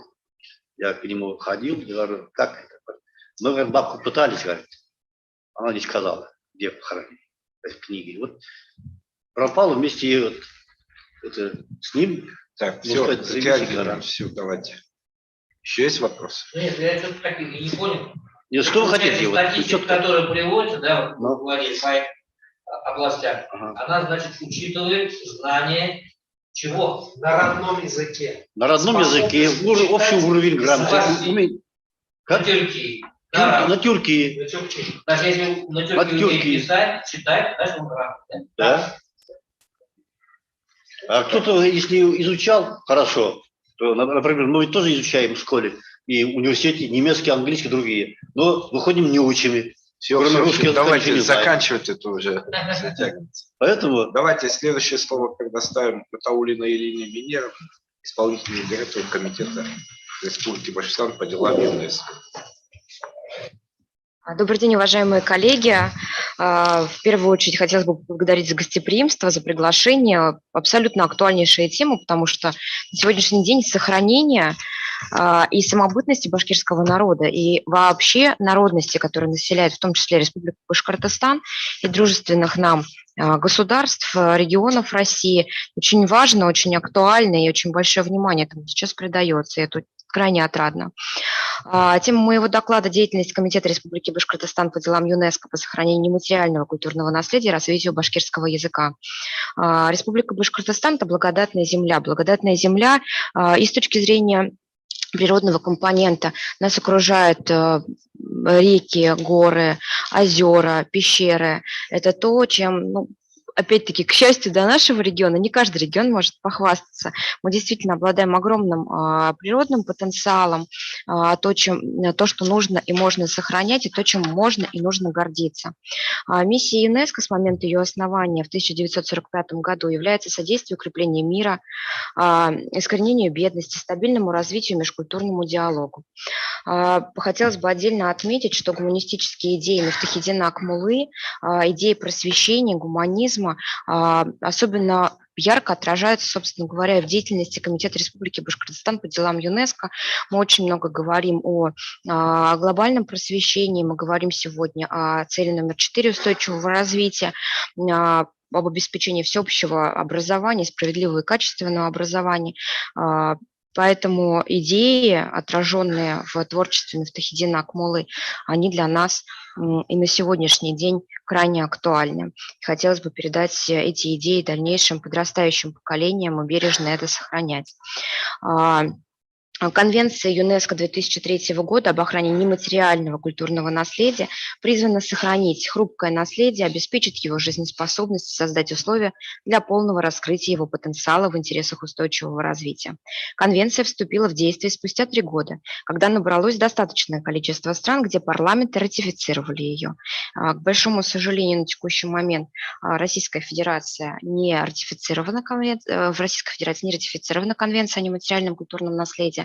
И эпос «Урал-Батыр» у нас является таким знаменитым, популярным эпосом, который читают и взрослые, и дети, и имеют возможность наслаждаться им, но, к большому сожалению, в объекты нематериального наследия мы сейчас включить его не можем, отвечая на вопросы коллег.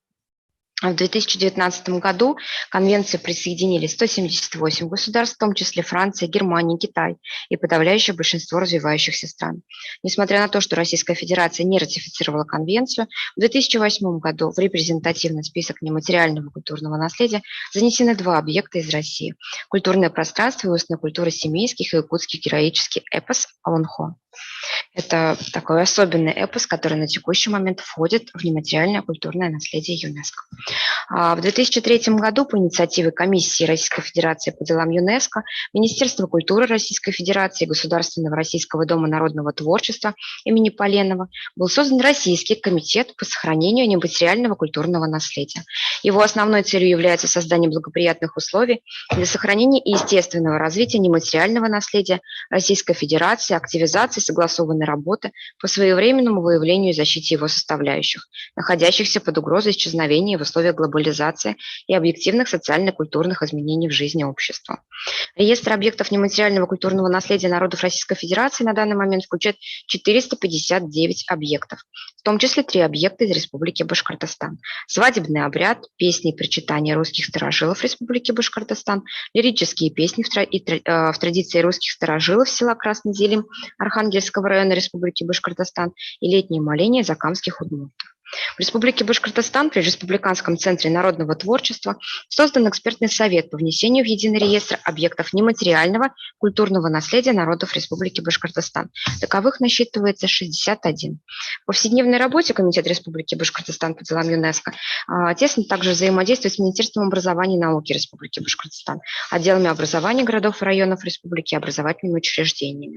В Республике Башкортостан насчитывается 39 ассоциированных школ ЮНЕСКО, которые на регулярной основе проводят различные мероприятия, которые направлены в том числе на сохранение и поддержание башкирского языка и знанию башкирского языка, а также творчеству поэтов и писателей Республики Башкортостан для современного поколения. Также хотелось бы отдельно отметить, в этом году стартовал конкурс. Конкурс называется «Белый голубь». До 31 декабря принимаются заявки по творчеству, стихотворному творчеству. Можно подавать свои заявки на, опять-таки, творческие стихотворения к песням и отдельные стихотворения на башкирском и татарском языках. Более подробную информацию можно посмотреть на сайте «Белый голубь». 3 ноября 2016 года столица Башкортостана, город Уфа, стала первым в России городом-членом глобальной сети обучающихся городов ЮНЕСКО.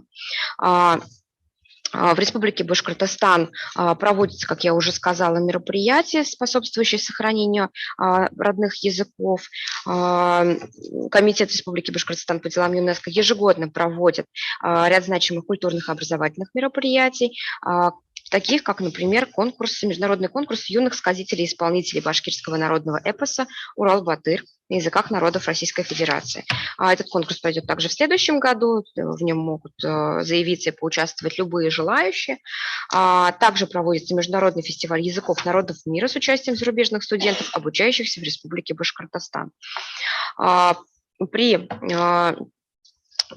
При поддержке Министерства образования и науки Республики Башкортостан, Министерства культуры и комитета нашего в этом году 11 раз прошел международный конкурс исполнителей и чтецов башкирского народного эпоса «Урал-Батыр». Стало доброй традицией также проведение образовательных мероприятий под эгидой ЮНЕСКО на башкирском, русском и других языках народов Республики Башкортостан, посвященных жизни и деятельности выдающихся ученых, писателей, художников и композиторов. В частности, Международный фестиваль родных языков имени Джалиля Киикбаева на базе гимназии номер 39 города Уфы, Гариповские чтения БРГИ номер 1, Всероссийская межшкольная языковая научно-практическая конференция «Науки, языки, будущее» на базе школы номер 103, «Жизнь и творчество» Зайнаб Биишевой, Хаматовские чтения, а также Международный фестиваль родных языков в городе Салават. Также хотелось бы отметить, что в рамках Евразийского гуманитарного форума, 4-го гуманитарного форума в 2019 году проводились акмулинские чтения. Радостно, что есть возможность принимать участие в мероприятиях, подобных сегодняшнему, и уверена, что в дальнейшем, в том числе с ассоциированными школами ЮНЕСКО, мы углубим деятельность и по знанию детьми творчества Мифтахуддина Акмуллы. Спасибо вам большое. Я вообще очень вдохновилась искренне по всем сказанным докладам. Себе очень много заметок записала, так сказать, домашнего задания, которые, я надеюсь, что мы все-таки реализуем в 2022 году. Дистанционный формат в том числе нам позволяет проведение форм различных и творческих, и разнообразных конкурсов. Большое спасибо. Если есть какие-то вопросы, буду рада ответить. Можно? Да, конечно. Ирина Венеровна, вы сказали, в России не ратифицирован конвенцию, да? Да. А как же вот другим народам удается вести свои нематериальные культурные объекты в фонд ЮНЕСКО? Вот я тогда задам еще тогда насчет это Аламко, да, якутское. Есть же, и можем ли мы тоже так же, как с тобой? Ну, да, если, еще раз повторюсь, в докладе я уже объяснила, что на текущий момент мы все работаем по конвенциям, которые признаны. Якуты, да, действительно включили этот эпос, они действовали, очень аккуратно, и этот эпос был включен по инициативе иностранных государств. Мы очень уважаем народное творчество якутов, и действительно у них очень сильно пронизано буквально каждое, не скажу, что квадратный километр все-таки, но якутская земля пропитана полностью Уланхо. И коллеги из зарубежных стран настолько прониклись этим эпосом, и насколько чтится этот эпос, что выдвинули, собственно, сами. Я, к сожалению, на тонкие политические вопросы не совсем правомочна отвечать, насколько мы можем избежать, например, да, позиции Российской Федерации, но мы очень рассчитываем, надеемся, что и Урал-Батыр, и бортничество, наш уникальный промысел, который у нас перехватили наши соседи, обучаясь у нас башкирскому бортничеству, внесли в список как раз-таки нематериального наследия, и хотелось бы нам достойное место занять все-таки в списке объектов нематериального культурного наследия, и чтобы нас не обгоняли другие страны, перехватывая нас вот пальму первенства. Также можно говорить об этом и в плане нашей музыки, НХП, потому что всем известно, что Республика Башкортостан очень творческий край, и нам есть что показать и уж точно что внести в объекты. По конвенции, к сожалению, ну пока вот такая ситуация. Мы очень рассчитываем на то, что в ближайшее время наша пещера Шульганташ войдет в список глобального всемирного наследия. Она у нас номинируема, и очень большую работу коллеги из Башкут наследия проводят для того, чтобы пещера вошла по номинации уже культурного материального наследия. Я думаю, вот наши казахские коллеги, если смотрят, да, они, наверное, могли бы помочь в этом деле. Как, чем они помогут? Казах бауырларымыз. Орал-Батырға. Да, Орал-Батырдан кіргізуге көмектесуге етеді ғой. Мне, кстати, фольклоре Мүмкіндік бар? персонаж Уралда враг. И мы по-казахски заговорили. Давайте продолжим нашу конференцию. Вот у нас сейчас на связи Казахский педагогический университет Алма-Ата, Хуйсенбаев Абакай Казакбаевич. Давайте предоставим ему слово. Здравствуйте, участники день. конференции. Здравствуйте, ученые. Сегодня такой замечательный у вас конференция на тему наследия Мифтахиддина Ахмуллы, актуальный вопрос современной башкирского языка и литературы, посвященный 190-летию Мифтахиддина Ахмуллы и Дню башкирского языка. Ассаляму алейкум. Құрметті башқұрт бауырлар. Прошу прощения, сегодня я вот с опозданием, я с Казахстана, с Алматы, Казахский национальный университет имени Абая я представляю. Меня зовут Абай Кавакбаевич Дусимбаев. Гульнур Равильевну Кусайну я чистосердечнее, от чистого сердца. Поклон наш этот уважаемый профессор, считать можно. Она у нас была в Актюбинске, участвовала на конференцию Эдигей Батыра. Сондықтан сіздерге үлкен рахмет, құрметті башқұрт бауырлар. Өте тамаша, маңызды мәселелерді талқылаватсыңдар. Бүгін біздің елімізде үлкен мереке, Қазақстан Республикасының тәуелсіздік күні болатын. Сондай тәуелсіздік сіздерге де нәсіп етсін деп Алла Тағаладан дұға тілеймін. Разрешите представить мне демонстрацию? Можно, да? Сейчас здесь появится.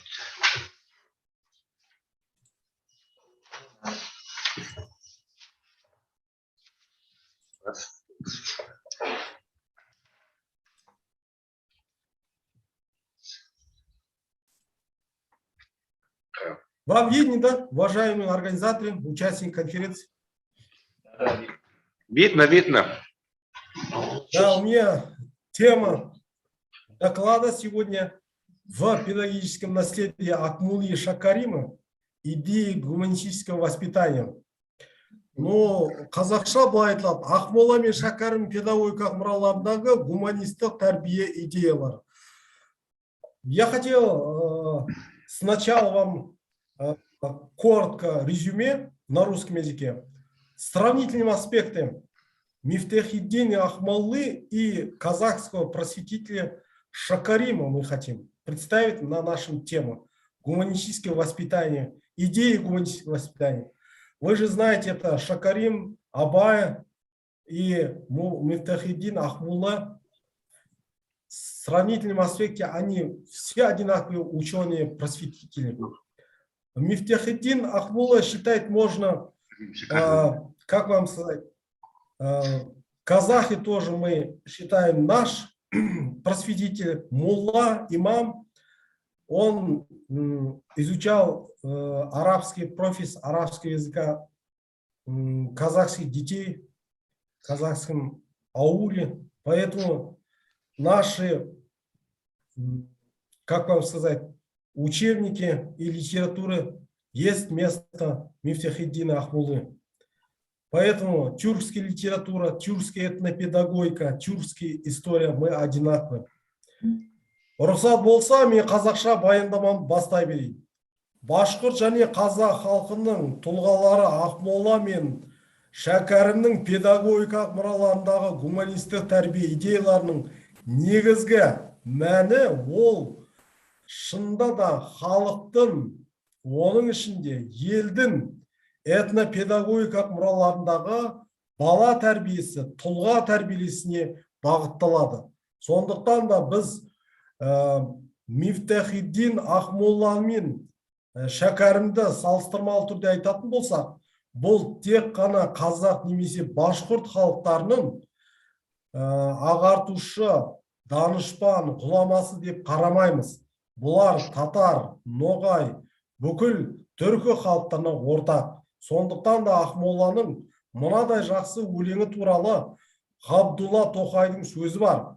Оның шығармаларын тек қазақ иісі көшпелі халықтың осына иісі аңқып тұратын еді дейді.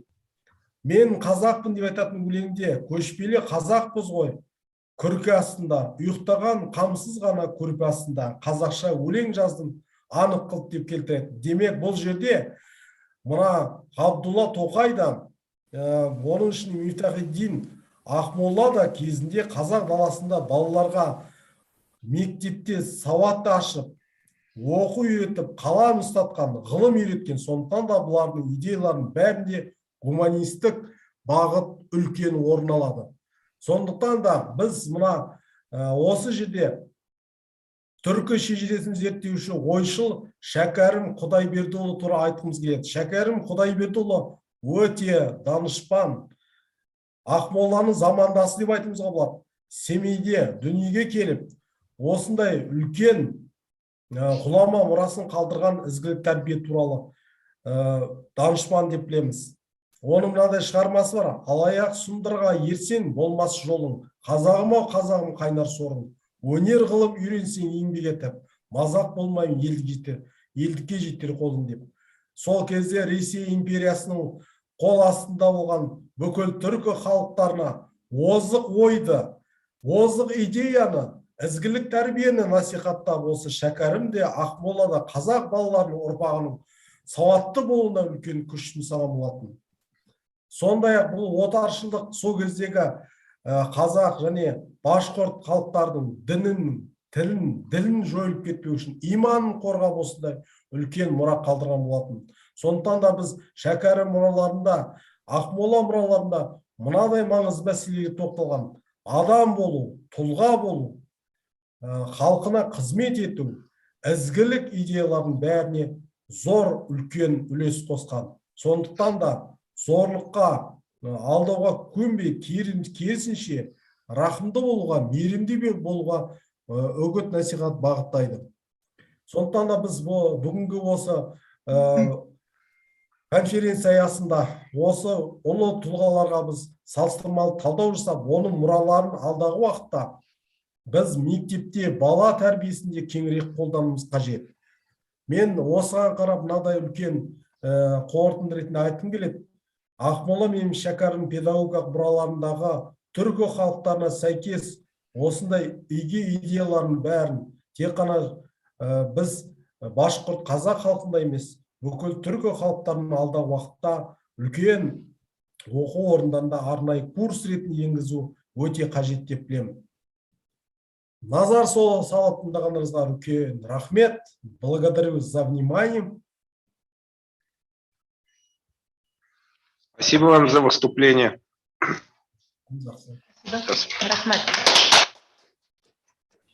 Можно вопросы?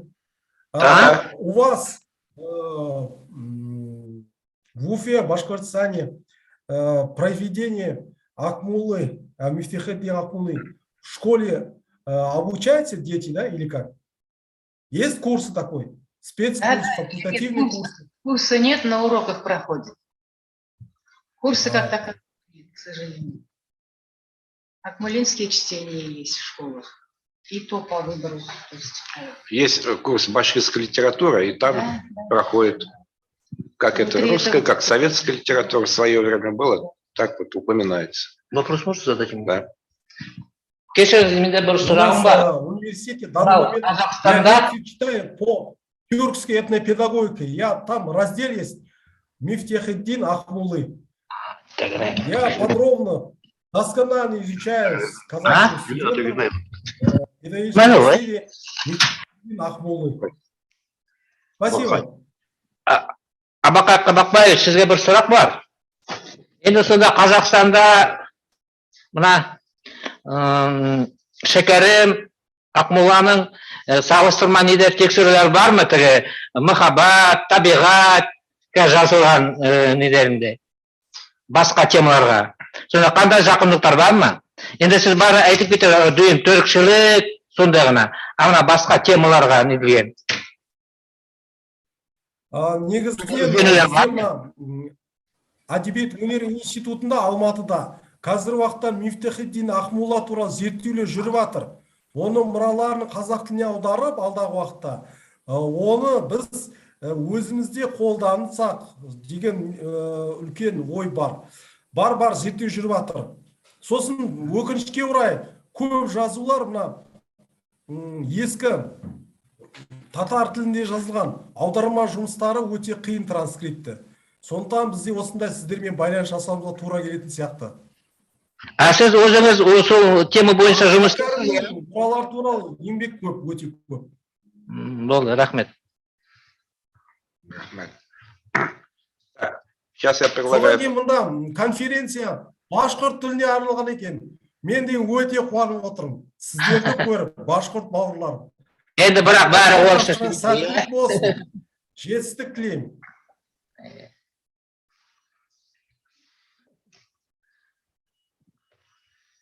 Так, слово предоставляю Салтангарове Розале Асфандияровне, доктору филологических наук, сотруднику Института истории языка и литературы Академии наук, Российской Академии наук. Рахмет сізге қазақ бауырдар. Сізге көп сәлем, көп сәлем. Һәм біздің коллегаларымыз Талғанғанға зор рахмет. Барыбызды Ақмоланың нұрына, оның ақылына ағарып отырып жатқан, оның рухы шат болған бүгінгі мәжіліс, бүгінгі ұшырасу, бүгінгі ғылыми форум, оның рухына һәм біздің халқымыздың көңіл дүниясына бик зор хазина қалып деген ниетте қаламын.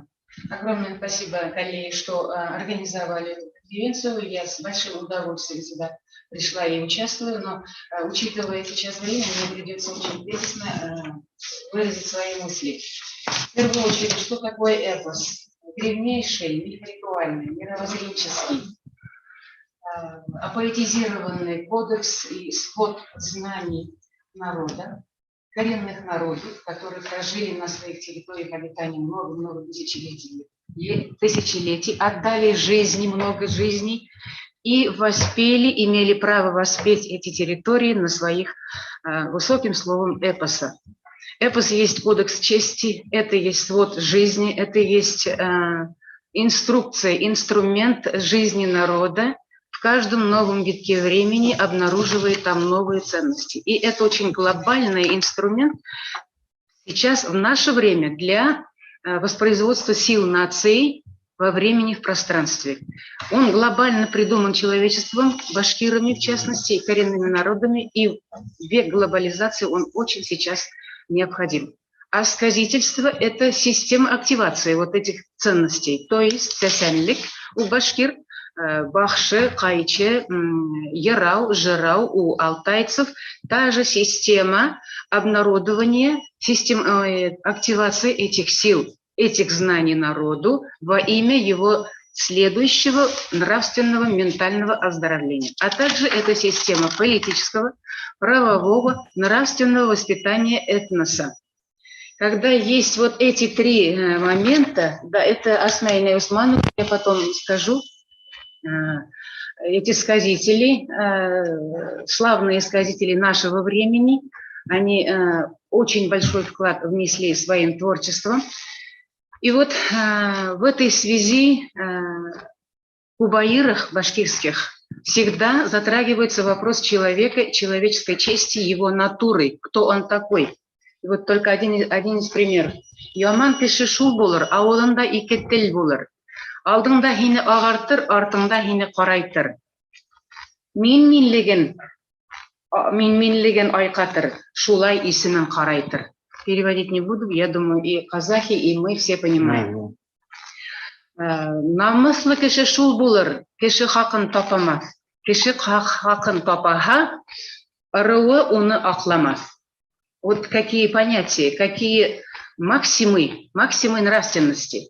А, к сожалению, сейчас мелочимся, пандемия отчуждает людей, мы теряем вот эти ценности, мы их не слышим, мы их не читаем, мы не вооружаемся этими ценностями. Вот все эти ценности, как сказительские, так и кубаирские, эпические, они стали наследием, золотым наследием народа. Сесен выступает как оракул, как учитель, как наставник, как идеолог, как политик, как жрец и нравственный воспитатель. Все эти качества продолжает Мифтахиддин Акмулла в новом своем времени. И он выступает как в своем пронзительно мудрой метафизической глубинной философии, неподражаемо красивым, высоким слогом, божественным вдохновением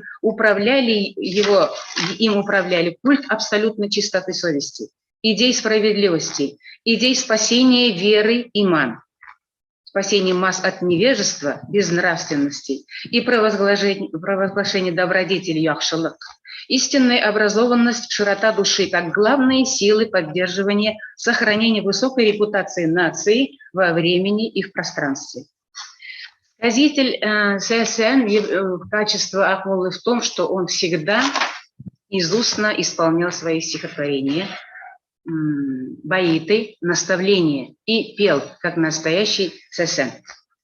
Акмулла утверждает, Акмулла декларирует, что ученость, звание, знание, мирские звания – ничто, если у человека душа, нрав испорченный.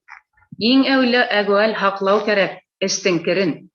Эстә тулып ятмаһын, хафык эрин. Ах, дариға, эстадарһын. Булмаһа файда бирмәҫ, ҡоро ғилем. Вот как он возвышает духовную чистоту. Акмулла не бросает лозунгов беречь, изучать, усиливать родной язык. Поэт Сесен открывает эти ценности в творчестве.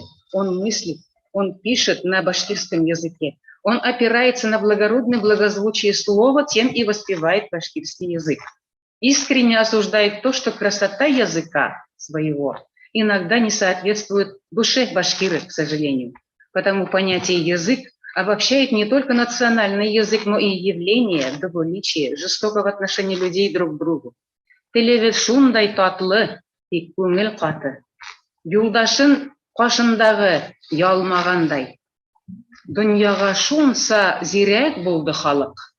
Үз алдында карманынан кармагандай.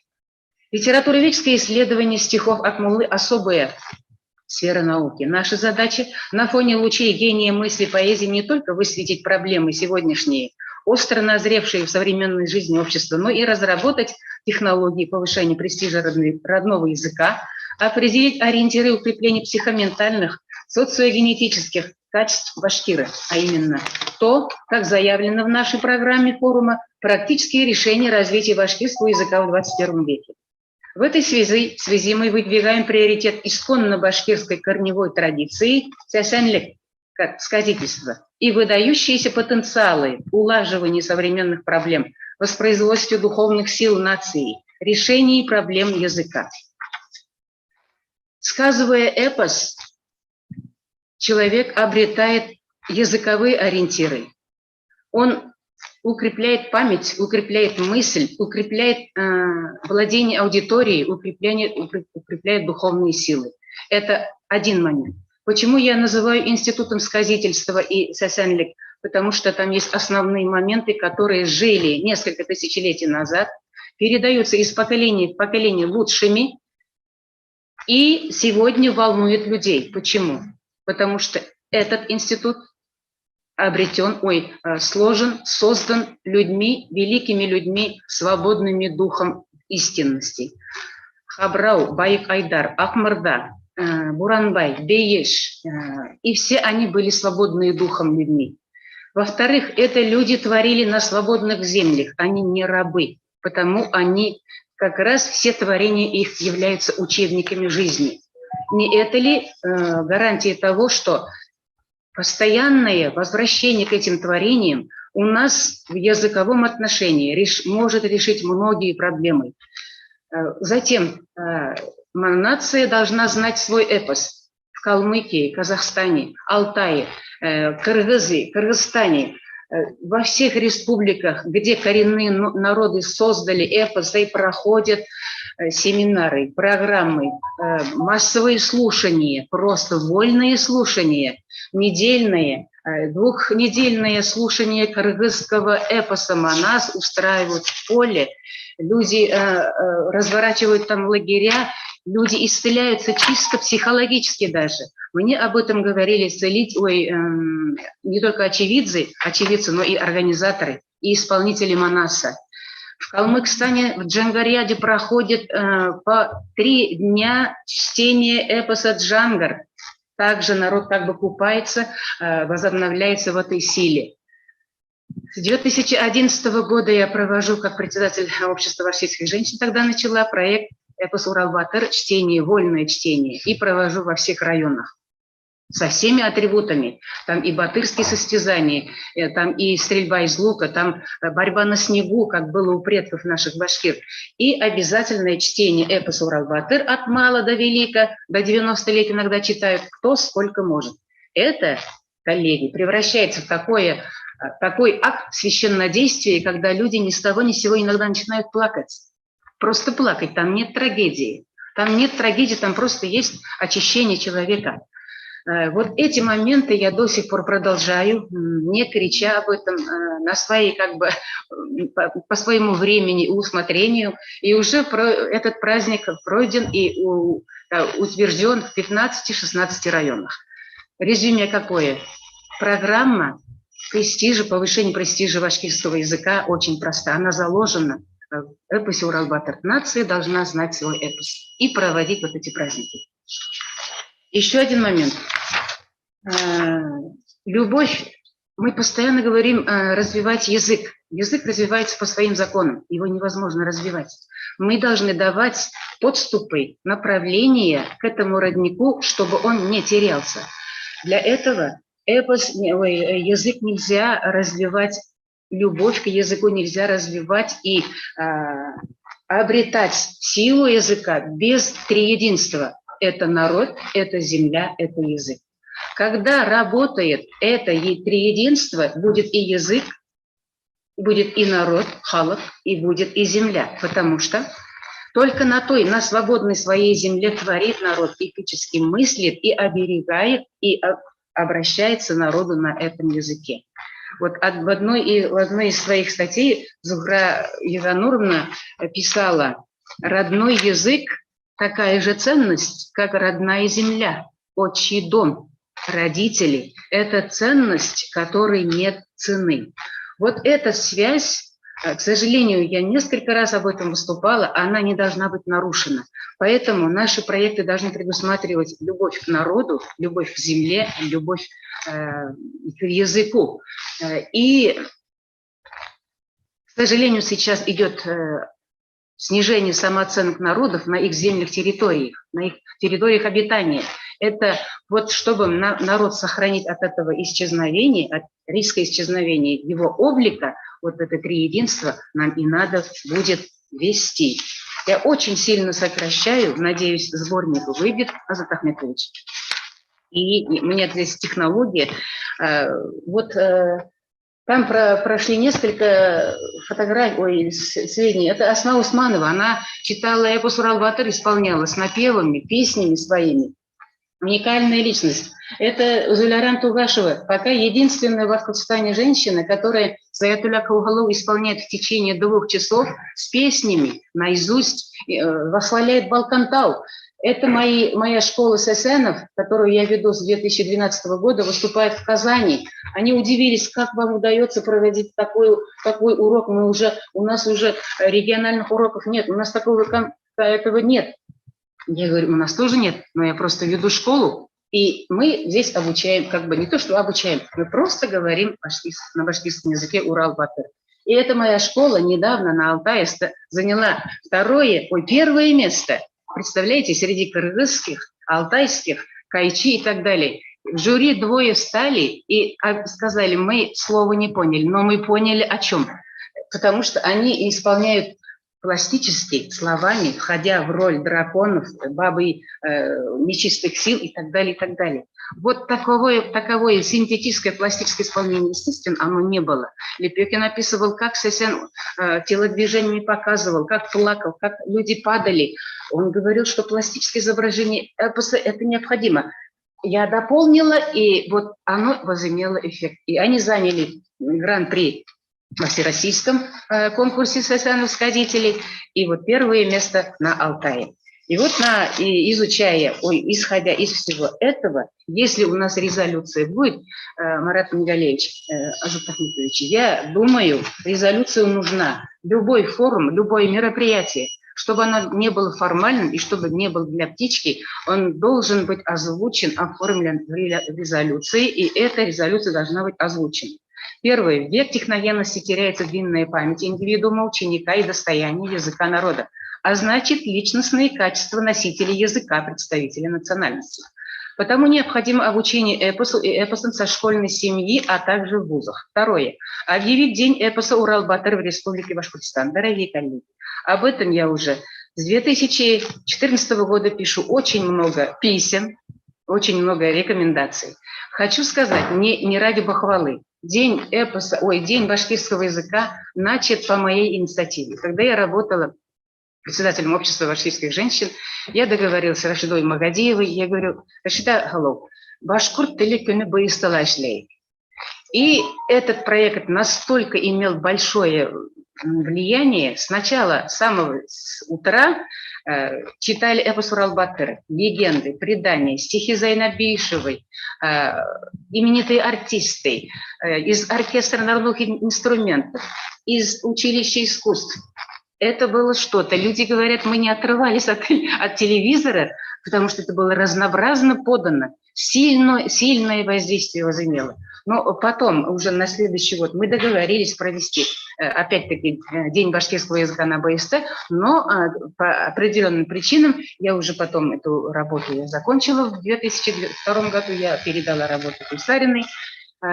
Вот эта работа, она имеет начало именно с этого дня. Я надеюсь, все мысли материализуются, высокие лица здесь. И еще раз говорю, День эпоса Урал-Батыр в республике должен быть. Кыргызы проводят 22 декабря, калмыки проводят 2 января День эпоса Джангар, алтайцы проводят. А ведь эту идею в 2007 году я подала им. Они подхватили и делают, что День эпоса должен быть.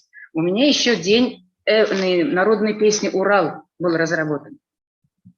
Необходимо разработать закон о сказителях, народных мастерах, певцах, как достояниях нации, миллят паданша. Защита сказительского искусства, защита государственности языка. Нужно узаконить на международном уровне эпосы, сказительское творчество сценов и импровизаторов как золотой интеллектуальный фонд народов, неприкосновенный. Эпос башкирского народа, он принадлежит только башкиру. И его, как сейчас начинают дергать, а у нас тоже бездаля булгану тыгляюда былай. Вот чтобы этого не было, нужно срочно узаконить это наше достояние, как башкирское. И все. Поддерживать регулярное проведение дней эпоса, свободного чтения и исполнения эпосов народов. Фестивали, экспонируемый вид искусства слова. Свободное чтение эпоса для аудитории – реальный путь и возможность возрождения аутентичного звучания эпосов народов России. Объявить День башкирской народной песни «Урал», День Сесены. Начало, кстати, этих актов я начала как член научного отделения Академии наук. в 2018 году провела в Абзелилском районе День Сасяна Ишмухамеда Мазакаева, в Кармаскалинском районе День Кулман Вали,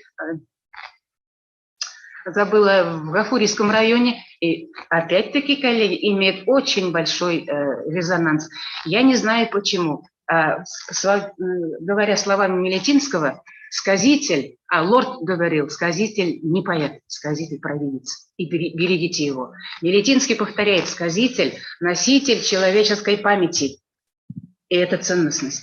Вот, видимо, в человеке, в каждом ученике сохраняется генотип, сакральный пласт своего родного языка, что у него начинается по-другому работать ментальность во время слушания эпоса. Я провожу встречи, простите за слово «я», недавно просто буквально провела в одной библиотеке, русскоязычные ребята собрались, башкиры там тоже есть. И я начала говорить об эпосах, о народной культуре и так далее. Передо мной сидят двое молодых людей с этими гаджет.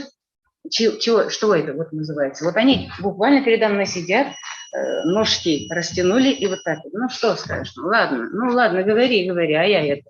Вот они посидели. Я ни слова не сказала, как всегда, проявляю всегда терпимость, сказительствую. Просто внутри сказала, если этот человек по двухчасовой моей лекции встанет, выпрямит спину и будет слушать, кто такой башкир и кто такой Урал, значит, моя задача сделана. И это было, альхамдулилля, сделано. Этот парень сел на спину, то есть прямиком выпрямил себя и слушал. Не только слушал, а потом задавали вопросы. То есть я сначала сказала, я говорю, меня воспитала моя мама, мой папа, мои предки. Я слушала эпос, я слушала сказывания. А вас что воспитывали? Вот это. Ребята говорят, не ломайте свои корни, не отрекайтесь от своего, вы будете сильны. Вот мои рекомендации, вот мои выступления, вот если что, вы там увидели, вот все. Спасибо большое. Спасибо. Разаля Синдяр, у меня вопрос. В вашей школе сказителей приветствуется импровизация? То есть, как, допустим, происходит с эпосом сказителя у киргизов, да, с манасом? Или вы следуете точно каноническим вариантам эпоса? Нет. Первые годы следовала канонике, а потом по их природе, по их языку говорю, добавь, да. Допускаю импровизацию, это нужно. А добавления сюжетов нет? Нет, сюжета нет. Только на уровне лексики, да? На уровне лексики и на уровне эмоциональной подачи. Вот, допустим, Кякук, Баламюк, и все. Кякук Балайтип Эйткянкей. Можно так добавить. Или же Урал, или же Хозгон. Мин улемды тавудан хиста коркуп турмайым. И ребенок, дитя, ему трудно Хозгон тебе эйтерган. Хозгон Балайтип Эйткянкей. Вот такого плана, но не в сюжете. И сразу их облегчает подачу. Они сразу говорят, уже легче стало, уже рахат было. Вот такие вещи. Так, у вас много вопросов задает наш участник. Давайте на слово. Интересно же, на конференции вопросы должны быть.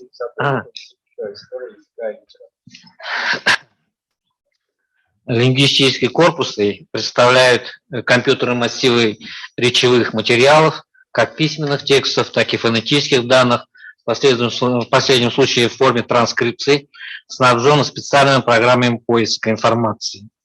Корпусы являются одним из инновационных явлений лингвистики, представляющих объективную и исчерпывающую информацию о речевых нормах на определенном этапе его существования. Я тоже так многое пропущу. И рассмотрим возможность использования корпусных проектов в повышении языковой компетенции журналистов и редакторов. Первый. Это слайд 9. А что там вообще? Нет человека, который переключает слайды? Тогда, может, я пойду туда? Нет, туда. А где этот слайд? Какой слайд? 9, да? Надо стать сзади экрана. Да, давайте тогда начнем со слайда 4. Значит, вот, учитывая актуальность, значит, в Институте истории языка и литературы созданы, значит, корпусные проекты. Первый — корпус прозаических текстов. Это слайд 4, да? Так, проект корпуса публицистических текстов, слайд 5. И проект корпуса фольклорных текстов, слайд 7, который содержит фольклорные тексты из многотомных изданий фольклора башкирского народа и неизданных материалов из архива фонда Уфиц-РАН. Слайд 8. Так, рассмотрим возможность использования корпуса проектов, повышения языковой компетенции журналистов и редакторов. Значит, первый, слайд 9, да. Корпусы можно эффективно использовать для решения вопроса лексической сочетаемости. Рассмотрим на конкретном примере такую возможность. Слайд 10. На слайде приведем пример из газеты «Ешлик». Акуджава, Галич, Высоцкий, Вознесенскийлер, Перебулга, бүгін неме туранда языр инейкен, ауыр эші грау. Это значит пример из газеты «Ешлик». И сразу же в глаза бросается второе предложение. Аур эссе грау. Вот правомерно ли сочетание слов эссе горький и грау? Вопрос. Слайд 11. Слайд 12. По запросу корпуса публицистики, значит, корпус не находит такого словосочетания. Аналогично наблюдается и по двум остальным корпусам башкирского языка. Поиск только по слову эссе выдает из корпуса публицистики 935 примеров, анализ которых показывает возможность сочетания данного слова со словами. Значит, слайд 13. Предметными, имеющими вкус эссе тем, эссе кабесте, эссе юа, эссе алма, природными, вызывающими болевые ощущения, эссе гуок, эссе симту, выражающими значение пронзительный, эссе ель, эссе гвару, выражающими абстрактное понятие эссе-тель, эссе-ядмыш, эссе-тойга и эссе-дөрөтлік. В последнем случае слово эссе имеет значение воздействия на совесть и требование терпения, высокой духовной стойкости.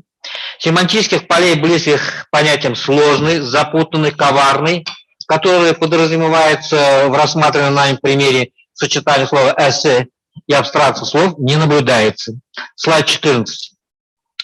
Запрос по слову «грау» выдает 2466 примеров употребления из корпуса публицистики, среди которых высокочастотными являются употребления таких сочетаний, как «ауыр-грау», «катмарлы-грау», «накарлы-грау», «тура-грау», «тупас-грау», «маганагет-грау». Слайд 15.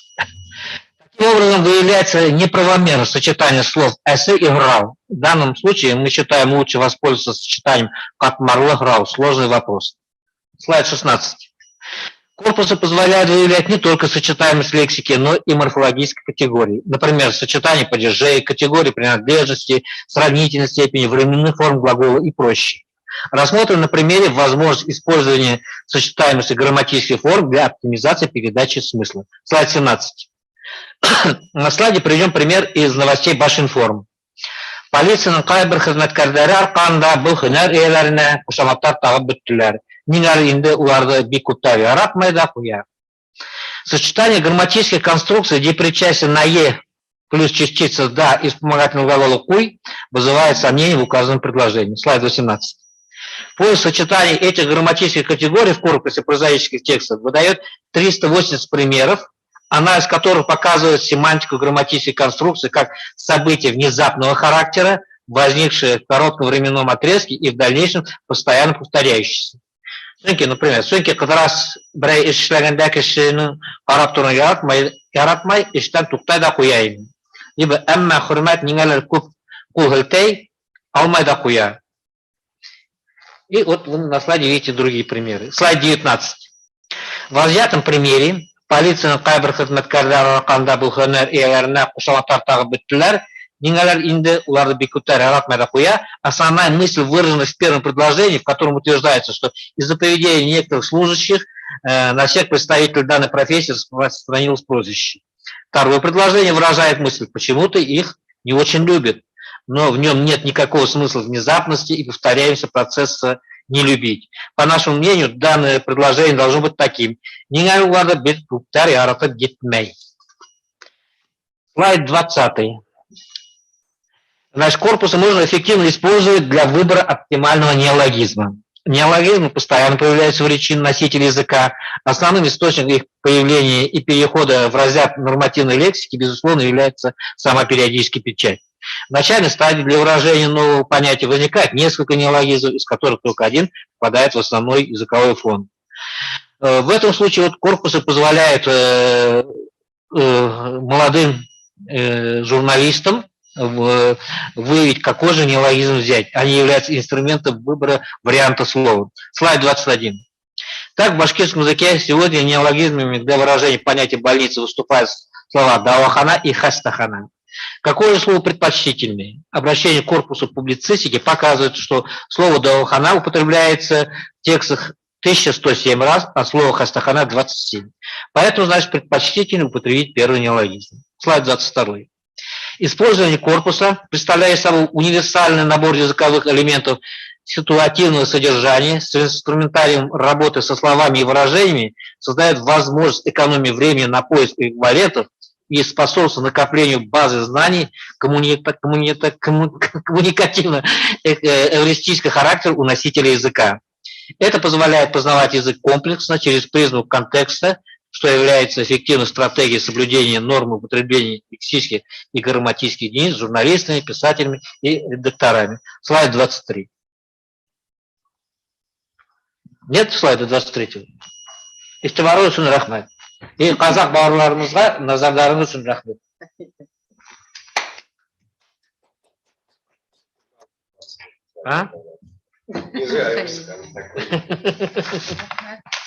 Давайте сейчас продолжим еще. У нас осталось еще одно выступление. Шакира Вискардера Аликовича, кандидата философских наук, заведующего отдела цифровки библиотеки. Спасибо большое, Рад Ахметович. Я не буду затягивать. Продолжу вот эту линию компьютерной лингвистики, которую начал Зинур Амирович. Вот. У них в Институте языка есть лаборатория лингвистики, где они занимаются корпусами и так далее. А в нашей библиотеке, вот в библиотеке Улиди, буквально над нами, на втором этаже, есть отдел оцифровки документов. Там очень много сканеров и 6 человек штат. И мы там тоже оцифровываем книги, журналы, газеты и так далее. Вообще можем все что угодно оцифровать. И я бы хотел рассказать вот об одном проекте. Но так как у нас конференция посвящена в том числе и башкирскому дню башкирского языка, вот что мы делаем. Вот в этом отделе, в отделе башкирской литературы, где заведует Рад Ахметович, очень много книг собрано из советских времен, вообще как бы за 100 лет, можно сказать, существования литературы, литературного языка башкирского, и очень много переводилось в советское время, особенно очень много переводилось, потому что, советская власть, как говорится, она хотела транслировать свою идеологию и так далее. В наше время не так много переводится, но все равно переводится. И мы оцифровываем эти книги, которые существуют в двух видах. На русском языке и на башкирском. Для чего? Да, мы это делаем, для того, чтобы улучшить машинные переводчики. Машинные переводчики. Их сейчас тоже очень много, разных появляется. В скорости мы ожидаем, что в Гугле появится башкирский язык. Они уже вышли на нас, да, просят эти корпуса. Что значит корпуса? Это просто таблицы, где русское предложение и башкирское, русское и башкирское. Мы берем их из этих художественных произведений. Они большие. У нас, вы знаете, очень много писателей. Они, конечно, тихонько умирают, что жалко. Новых не рождается, не появляется особо много. Например, Мустай Карим, он весь почти переведен, в том числе своим сыном. Например, Янабе Хаматов тоже почти весь переведен, у него огромные романы своей дочерью. И Нурман Мусин, и так далее, их очень много. И эти тексты, их объем большой. Мы составляем эти параллельные корпуса для того, чтобы улучшить эти переводчики. И заглядывая вперед, да, зачем все это нужно? Я вам такую простую вещь хочу предложить для размышлений. В мире очень много бестселлеров, да, таких книг мирового уровня, переведенных на много-много языков мира. И если эта машина сможет более-менее нормально переводить ну, не знаю, Гарри Поттера, там, Игру престолов, что угодно, да, то мы получим вот, ну, как бы сказать, все эти книги на башкирском языке. А то, что машина как бы ошибается где-то там и огрехи, это всегда можно подправить, это не проблема. Вот. И в конце концов мы рассчитываем, что искусственный интеллект башкирский, так сказать, башкирский киборг, да, ну, он, андроид, он в конце концов научится переводить даже лучше, чем любой из живущих ныне носителей башкирского языка. Когда-нибудь такое случится, наверное, мы надеемся. Вот. И тогда говорить на башкирском, думать на башкирском вообще станет намного легче, намного веселее, удобнее, проще и так далее. И это будет здорово, это будет, ну, как бы хорошо. Вот, наверное, все. Спасибо за внимание. Можно вопрос, да? Да, конечно. Скандар Аликович, вот когда вы, значит, накапливаете параллельный корпус средств СМИ, это понятно, да? Там башкирский, русский, это почти 100%, да? Одинаково. Да, да. А вот когда с художественным произведением, вот, допустим, Гали Ибраимов, Кинья, Кур'ан-Бармы Кинья, вот Аграмадов, да, такой Талмуд, да? А Рустак Кур'ан-Бармы такой малюсенький. О каком мы можем говорить параллельном тексте вот в этом случае? Просто понимаете, вот когда в художественном произведении, да, там никогда не будет доскональный перевод. Там вообще о другом может говориться. Да. Вот это, наверное, надо, учитывать, да, в работе? Да, это большая проблема, да, но очень сложно. Мы надеемся, что она будет в конце концов решена, потому что художественный перевод, авторский перевод, да, это очень специфическая штука такая. Иногда некоторые переводчики, они халтурят, из 3 предложений делают одно или и так далее. То есть, но сколько переводчиков, столько и переводов, в конце концов, да. И одно и то же предложение можно перевести 10 раз по-разному. И как бы нейросеть, она тоже на месте не стоит. И в конце концов мы надеемся, что как бы там ни было, ну, просто мы всю базу вот новостей Башинформа, там сайтов Башкирского драмтеатра там и так далее, всяких вот этих вот, где можно было добыть эти параллельные, формальные, где один в один, как бы, да, как бы.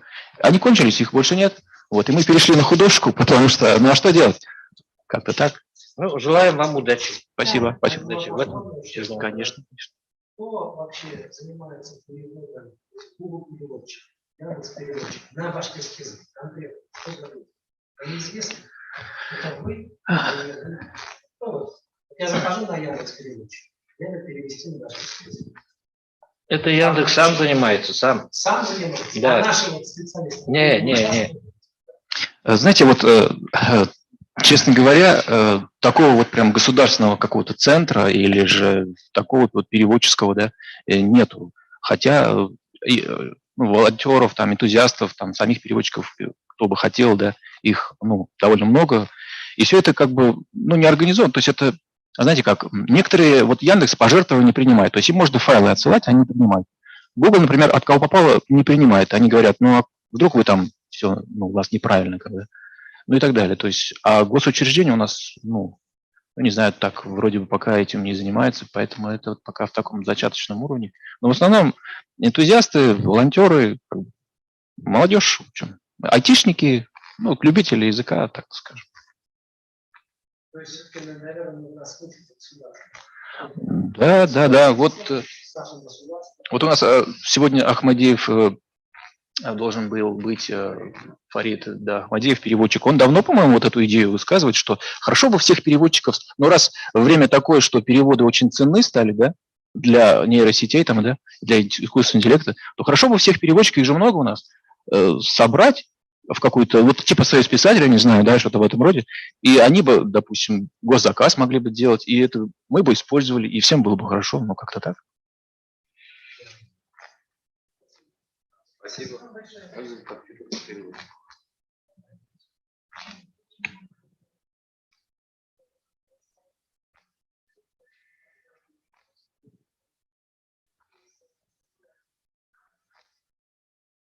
Заодно ты казах.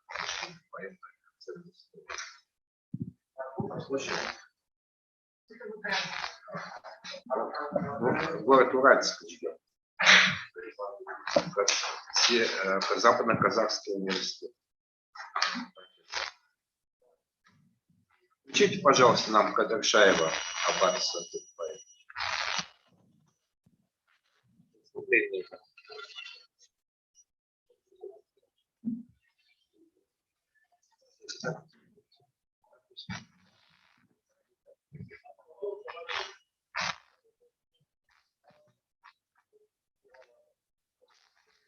Погромче нельзя?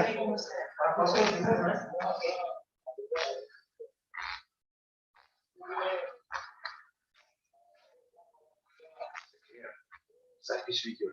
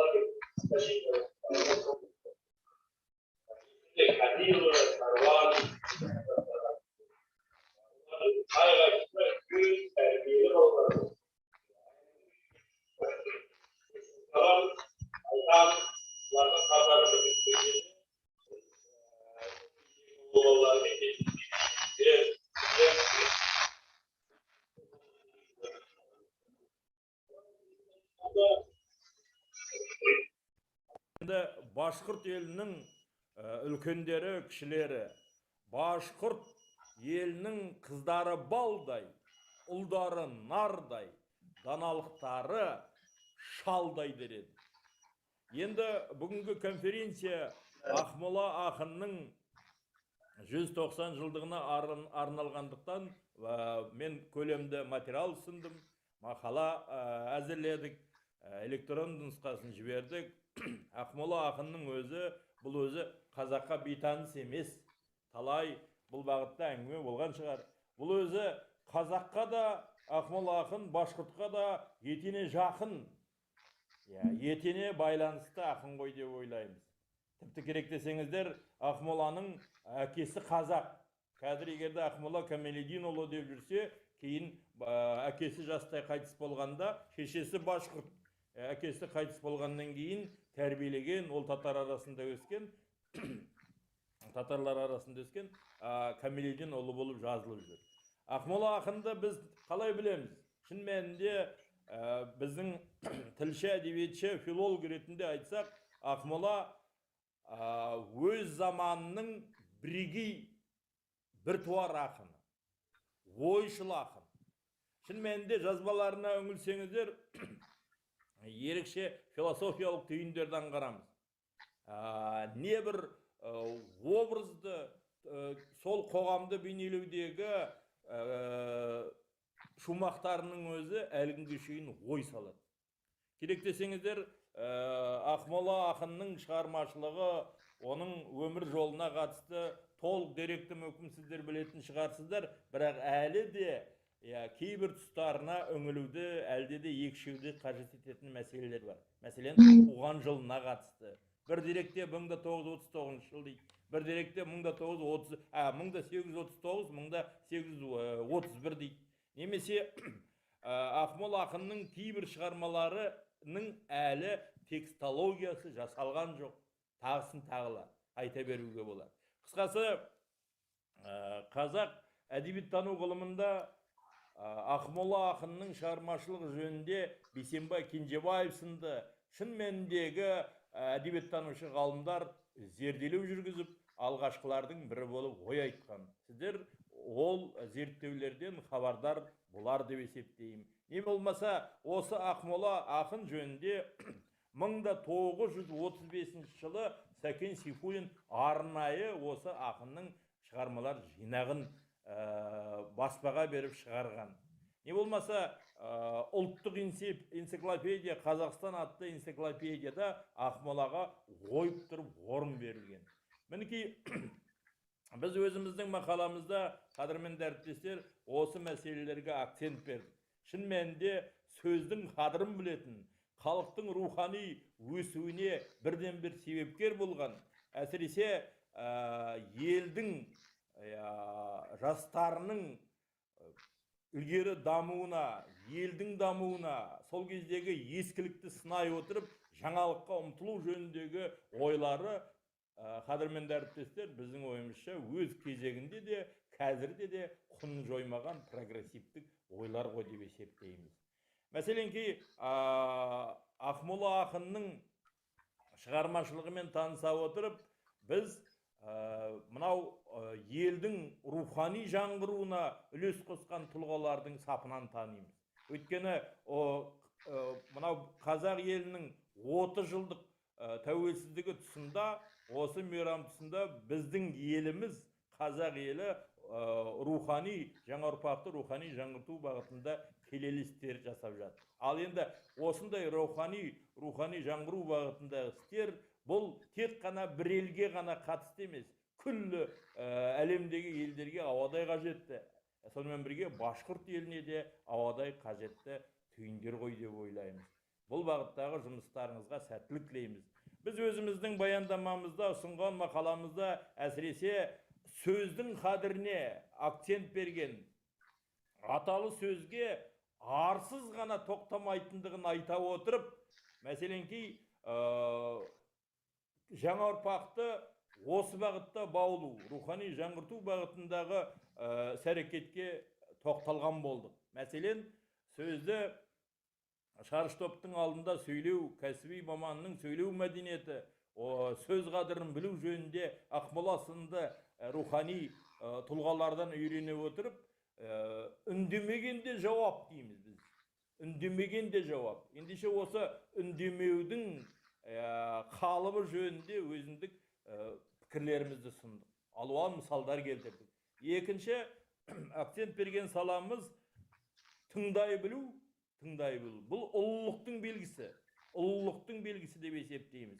Осы бағыттағы мысалдарға акцент бердік. Және үшінші акцент берген саламыз, өйткені мынау тақырыбымыз біздің мақаламыздың, баяндамамыздың тақырыбы Ақмола ақын ойшылдығы және аталы сөз құны ғой. Кез келген кәсіби маман, ол ұлтына қарамай, ол маман болғаннан кейін, адам болғаннан кейін, халық алдында сөйлеген кезде дау жоқ, сөзге дайындалу керек дегенге акцент бердік. Осы орайда біздіңше сөзге дайындалу бұл демаспендік дағды болып есептеледі.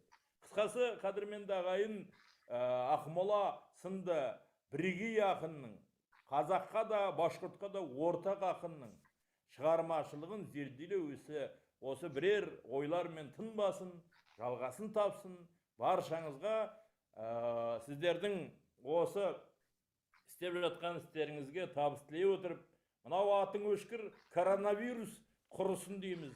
Ол тек қана қазақ елінде, башқұрт елінде емес, әлемде үлкен қиналыстар туғызып отыр. Осы пандемия кезеңінде Құдайым, қадірменді әріптестер, сіздерге мойымайтын маңдай берсін деп есептейміз. Жастарыңызға, сіздердің жаңа ұрпақтарыңызға еш нәрсеге таңғалмайтын таңдай берсін деп есептейміз. сіздер осы жаңа ұрпақты тәрбиелеуде, тәуелсіз ұрпақты тәрбиелеуде айтатын ойларыңыздың қашанда у болмауын, айтқан сөздеріңіздің су болмауын, үміттеріңіздің бу болмауын тілейміз. Аллаға жағып, қадірменді әріптестер, азаншыл болғайсыздар, ағайындарыңа жағып, қазаншыл болғайсыздар, халыққа жағып, әділ болғайсыздар, судай таза болғайсыздар, жердей терең болғайсыздар, төңіректеріңіз суат болсын, башқұрт ағайындар. Ал айтқан сөздеріңіз мейлі аймақаралық конференцияда болсын, мейлі халықаралық конференцияда болсын, алуан жиында болсын, айтқан сөздеріңіз жаңа ұрпақтарыңызға қуат болсын. Қадірменді башқұрт ағайындар, біз өзіміздің сөйлеген сөзімізде, баяндамамызда қандай мәселелерді қозғадық, соның барлығын мақалаға айналдырдық. Бір көлемді статья бердік. Значит, уважаемые коллеги, наша статья называется «Ақмола ақынның ойшылдығы және аталы сөз құны». Значит, в переводе «Философское мышление поэта Ахмолы и ценность слов». Вот написали резюме краткое. Значит, в нашем статье разносторонне рассматривается философское размышление поэта Ахмола. Огромное значение придается смысловому значению его обращений. В этом ценность слова, переданного поэтом своим потомкам. Значит, уважаемые коллеги, я думаю, в этом деле, в этом духе, в этом направлении наши исследования продолжаются. Я думаю, мы будем всегда вместе. Сау болыңыздар, ағайын. Может, это День независимости? Включим микрофон, можно, да?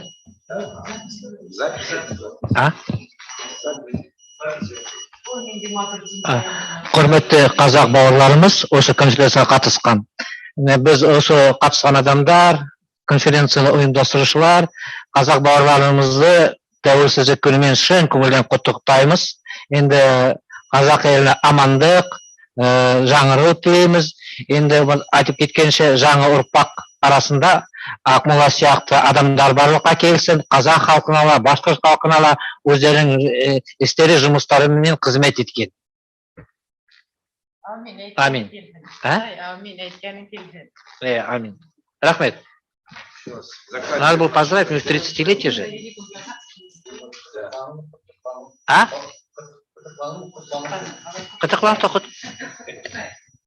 Заканчиваем нашу конференцию. Она долгая.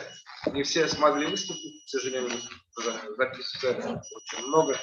Но тем не менее, что-то мы получили, кое-что узнали.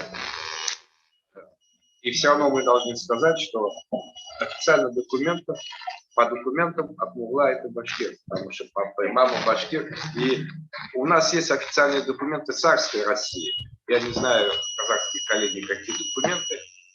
Может быть, сказание, что там казах поехал и работал и устроился. Потому что я слышал еще такое, что во время наполеоновского нашествия Александр I обратился к трудным казахам, казахские полки спасли Россию. И такое последнее, вот полгода я слышал, такое мнение еще. Поэтому давайте основываться на документах. Если есть документы, пожалуйста, приводите.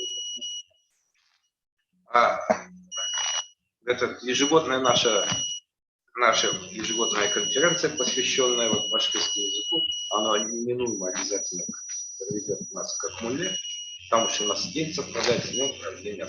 Именно из-за этого это 14 декабря был объявлен днем башкирского языка. Спасибо всем участникам. До свидания.